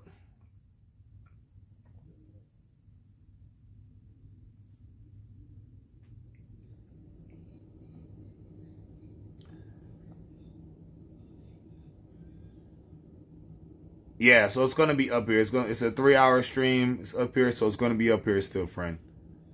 All right. Let me see what else you got. I will subscribe to you. Thank you for your content. Thank you. I appreciate you. Thank you. Thank you. So again, Twitch and on the tube, Cube of the Lore. Cube like CUBE, like the ice cube of lore. Cube of Lore, not of the lore. I'm sorry. Cube of Lore. Everything's gonna be up on that. That's more of my monster content. More of like, you know, all of this kind of supernatural content. My Cube Oxley tube page is more of like my lives. We chat, my dance content, more fun, light stuff, you know? Dark and light. How do we find out about our lineage? You got to look into your last name. Go Google, look into that. Words or spells, and definitely you need a podcast. Oh, I appreciate that, babe. I didn't think I was a podcast person, but if you guys enjoyed it, I appreciate that. I would be cool if Senior M joined the live. How do you not know he wasn't in this live? Senior M and his team were in the live. If they spoke or not, I'm not sure. We couldn't watch and pay attention to all the comments. But how do you guys know he's not in here right now? Senior M knows everything. He watches and sees everything. So I don't hide from him. I don't hide anything because what he's going to see is what he's going to see. You know, he's going to get the real me. I'm organically myself. And I think that's why Rich and him like me because, you know, I'm not going to sugarcoat. I'm going to be myself. Literally, how me and Rich met is how me like bashing him in my first video. Like, he should have mind his business. Why was he going to the shop and being in that vampire's business? And then to find out, you know, the story got more interesting as, you know, the time went on and we got to know each other, you know? Dude, he's in here. Yes, of course he's watching. Yeah, of course he's watching. Guys, we're doing a stream about Senior M. We spoke to him. We asked him questions to give you guys answers. We told him the date and time. We posted the date and time. Of course he knows this. Senior M is 10 steps ahead of us half the times. Like, I mean, half of this live, he probably just laughed at, you know? What does the M stand for? His last name. I don't know how to pronounce it. The Italian people were trying to bash me because I was pronouncing wrong. And I'm like, bro, I'm not Italian. Like, you know, so I don't know how to pronounce it wrong. I like watching that video and then you were like, hold on, wait a minute. Right. I just feel like when you organically being yourself in a video, people resonate more with that. And I had to be true to myself or true to the content. You're a true, authentic. Exactly. So I feel like I didn't want to go and like sugar. You know, of course, Rich have 1 million followers. That's intimidating because I don't want 1 million people to come attack me. But I'm like, hey, my community is my community. My followers want to know about it. So I'm going to talk to them about it. Like, hey, this is crazy, guys, you know. But I did clear it up. I did do a recap. So I did let them know what was going on. Michelangelo. Very interesting. Machiavelli. No, it's Mortiani. Mortinetta. More to something, friend. I'm not sure. I think that's it, Animal Mom. Yeah, I think that's it. Senora M, if you're in... Let me stop. I'm going to say, like, Senora M, if you're in the live, could you just write the last name for them? I don't know how to... Yeah, his lawyers, his team, everybody's probably in the live. So, it's 50 people. So, you know. All right, guys. Any more questions? Any topics you guys want me to do more videos about or talk more? I know you guys have mermaids. You mermaid people are serious about mermaids. Mermaid content, you guys do not play about it. It's hilarious. The mermaid people want mermaid content. Y'all do not play about mermaids. So, let me know if you guys want any more content. Well, what else content you guys want to know about besides mermaids? I'm still covering the Rich B stories. I'm still covering giants. I'm still covering mermaids. Still covering werewolves. So all type of supernatural content is coming. Season 1 is going to end. Those of you guys that's new here, it's okay. Season 1 is going to be ending, so you guys can go watch that. But I'm going to start off a new season 2 of Forbidden Lore. That's my content page of all new content, all new creatures, all new entities. There's so much I want to talk to you guys, and so many of my own personal encounters with either Zayam Nemtar or Arak Ushun. Unshun. The fact that I almost remember that and almost said it correct is really scary because the name sounds familiar to me. when I say it out my mouth. Like, some of these names don't sound like Zaire, Numtar. I know we've never heard of it. Don't feel familiar to some of y'all? Or Arak Unshun?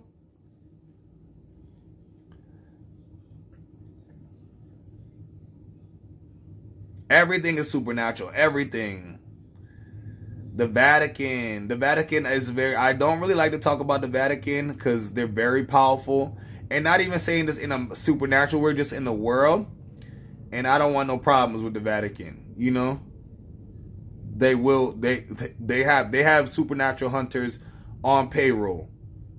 And I don't want to disappear for you guys. That's why also I'm a streamer. Because everybody like also say, oh, you need to look out. You need to be careful. You need to be careful. I'm a supernatural content creator, but I'm also a supernatural streamer. So if anybody going to be able to do anything on me, run up on me, be able to do it on stream. Be able to do it in front of all my community and all my peoples. So that's what I'm saying. I'm the only one that's literally, I made myself purposely a target like this because you can't come after somebody that makes himself a target because people are going to notice. People are going to notice if I don't post content no more. I stream every day, so people will notice if I don't stream every day. They will notice if anybody's lurking in the background, you know, if I'm outside or any type of situations, you know. So, and you guys know I don't really go outside. If you guys know, I'm literally normally a homebody, or if I go somewhere like to the pool, but 9 times out of 10, I'm going to stream. I'm a streamer. So just pay attention to guys. Help me, protect me. The veil is lifting, and a lot of things are changing. So y'all got to make sure y'all protect me at all costs because a lot of these things I shouldn't be talking about. People don't want me to talk about it. People don't want me to ask these questions as well as Rich. So,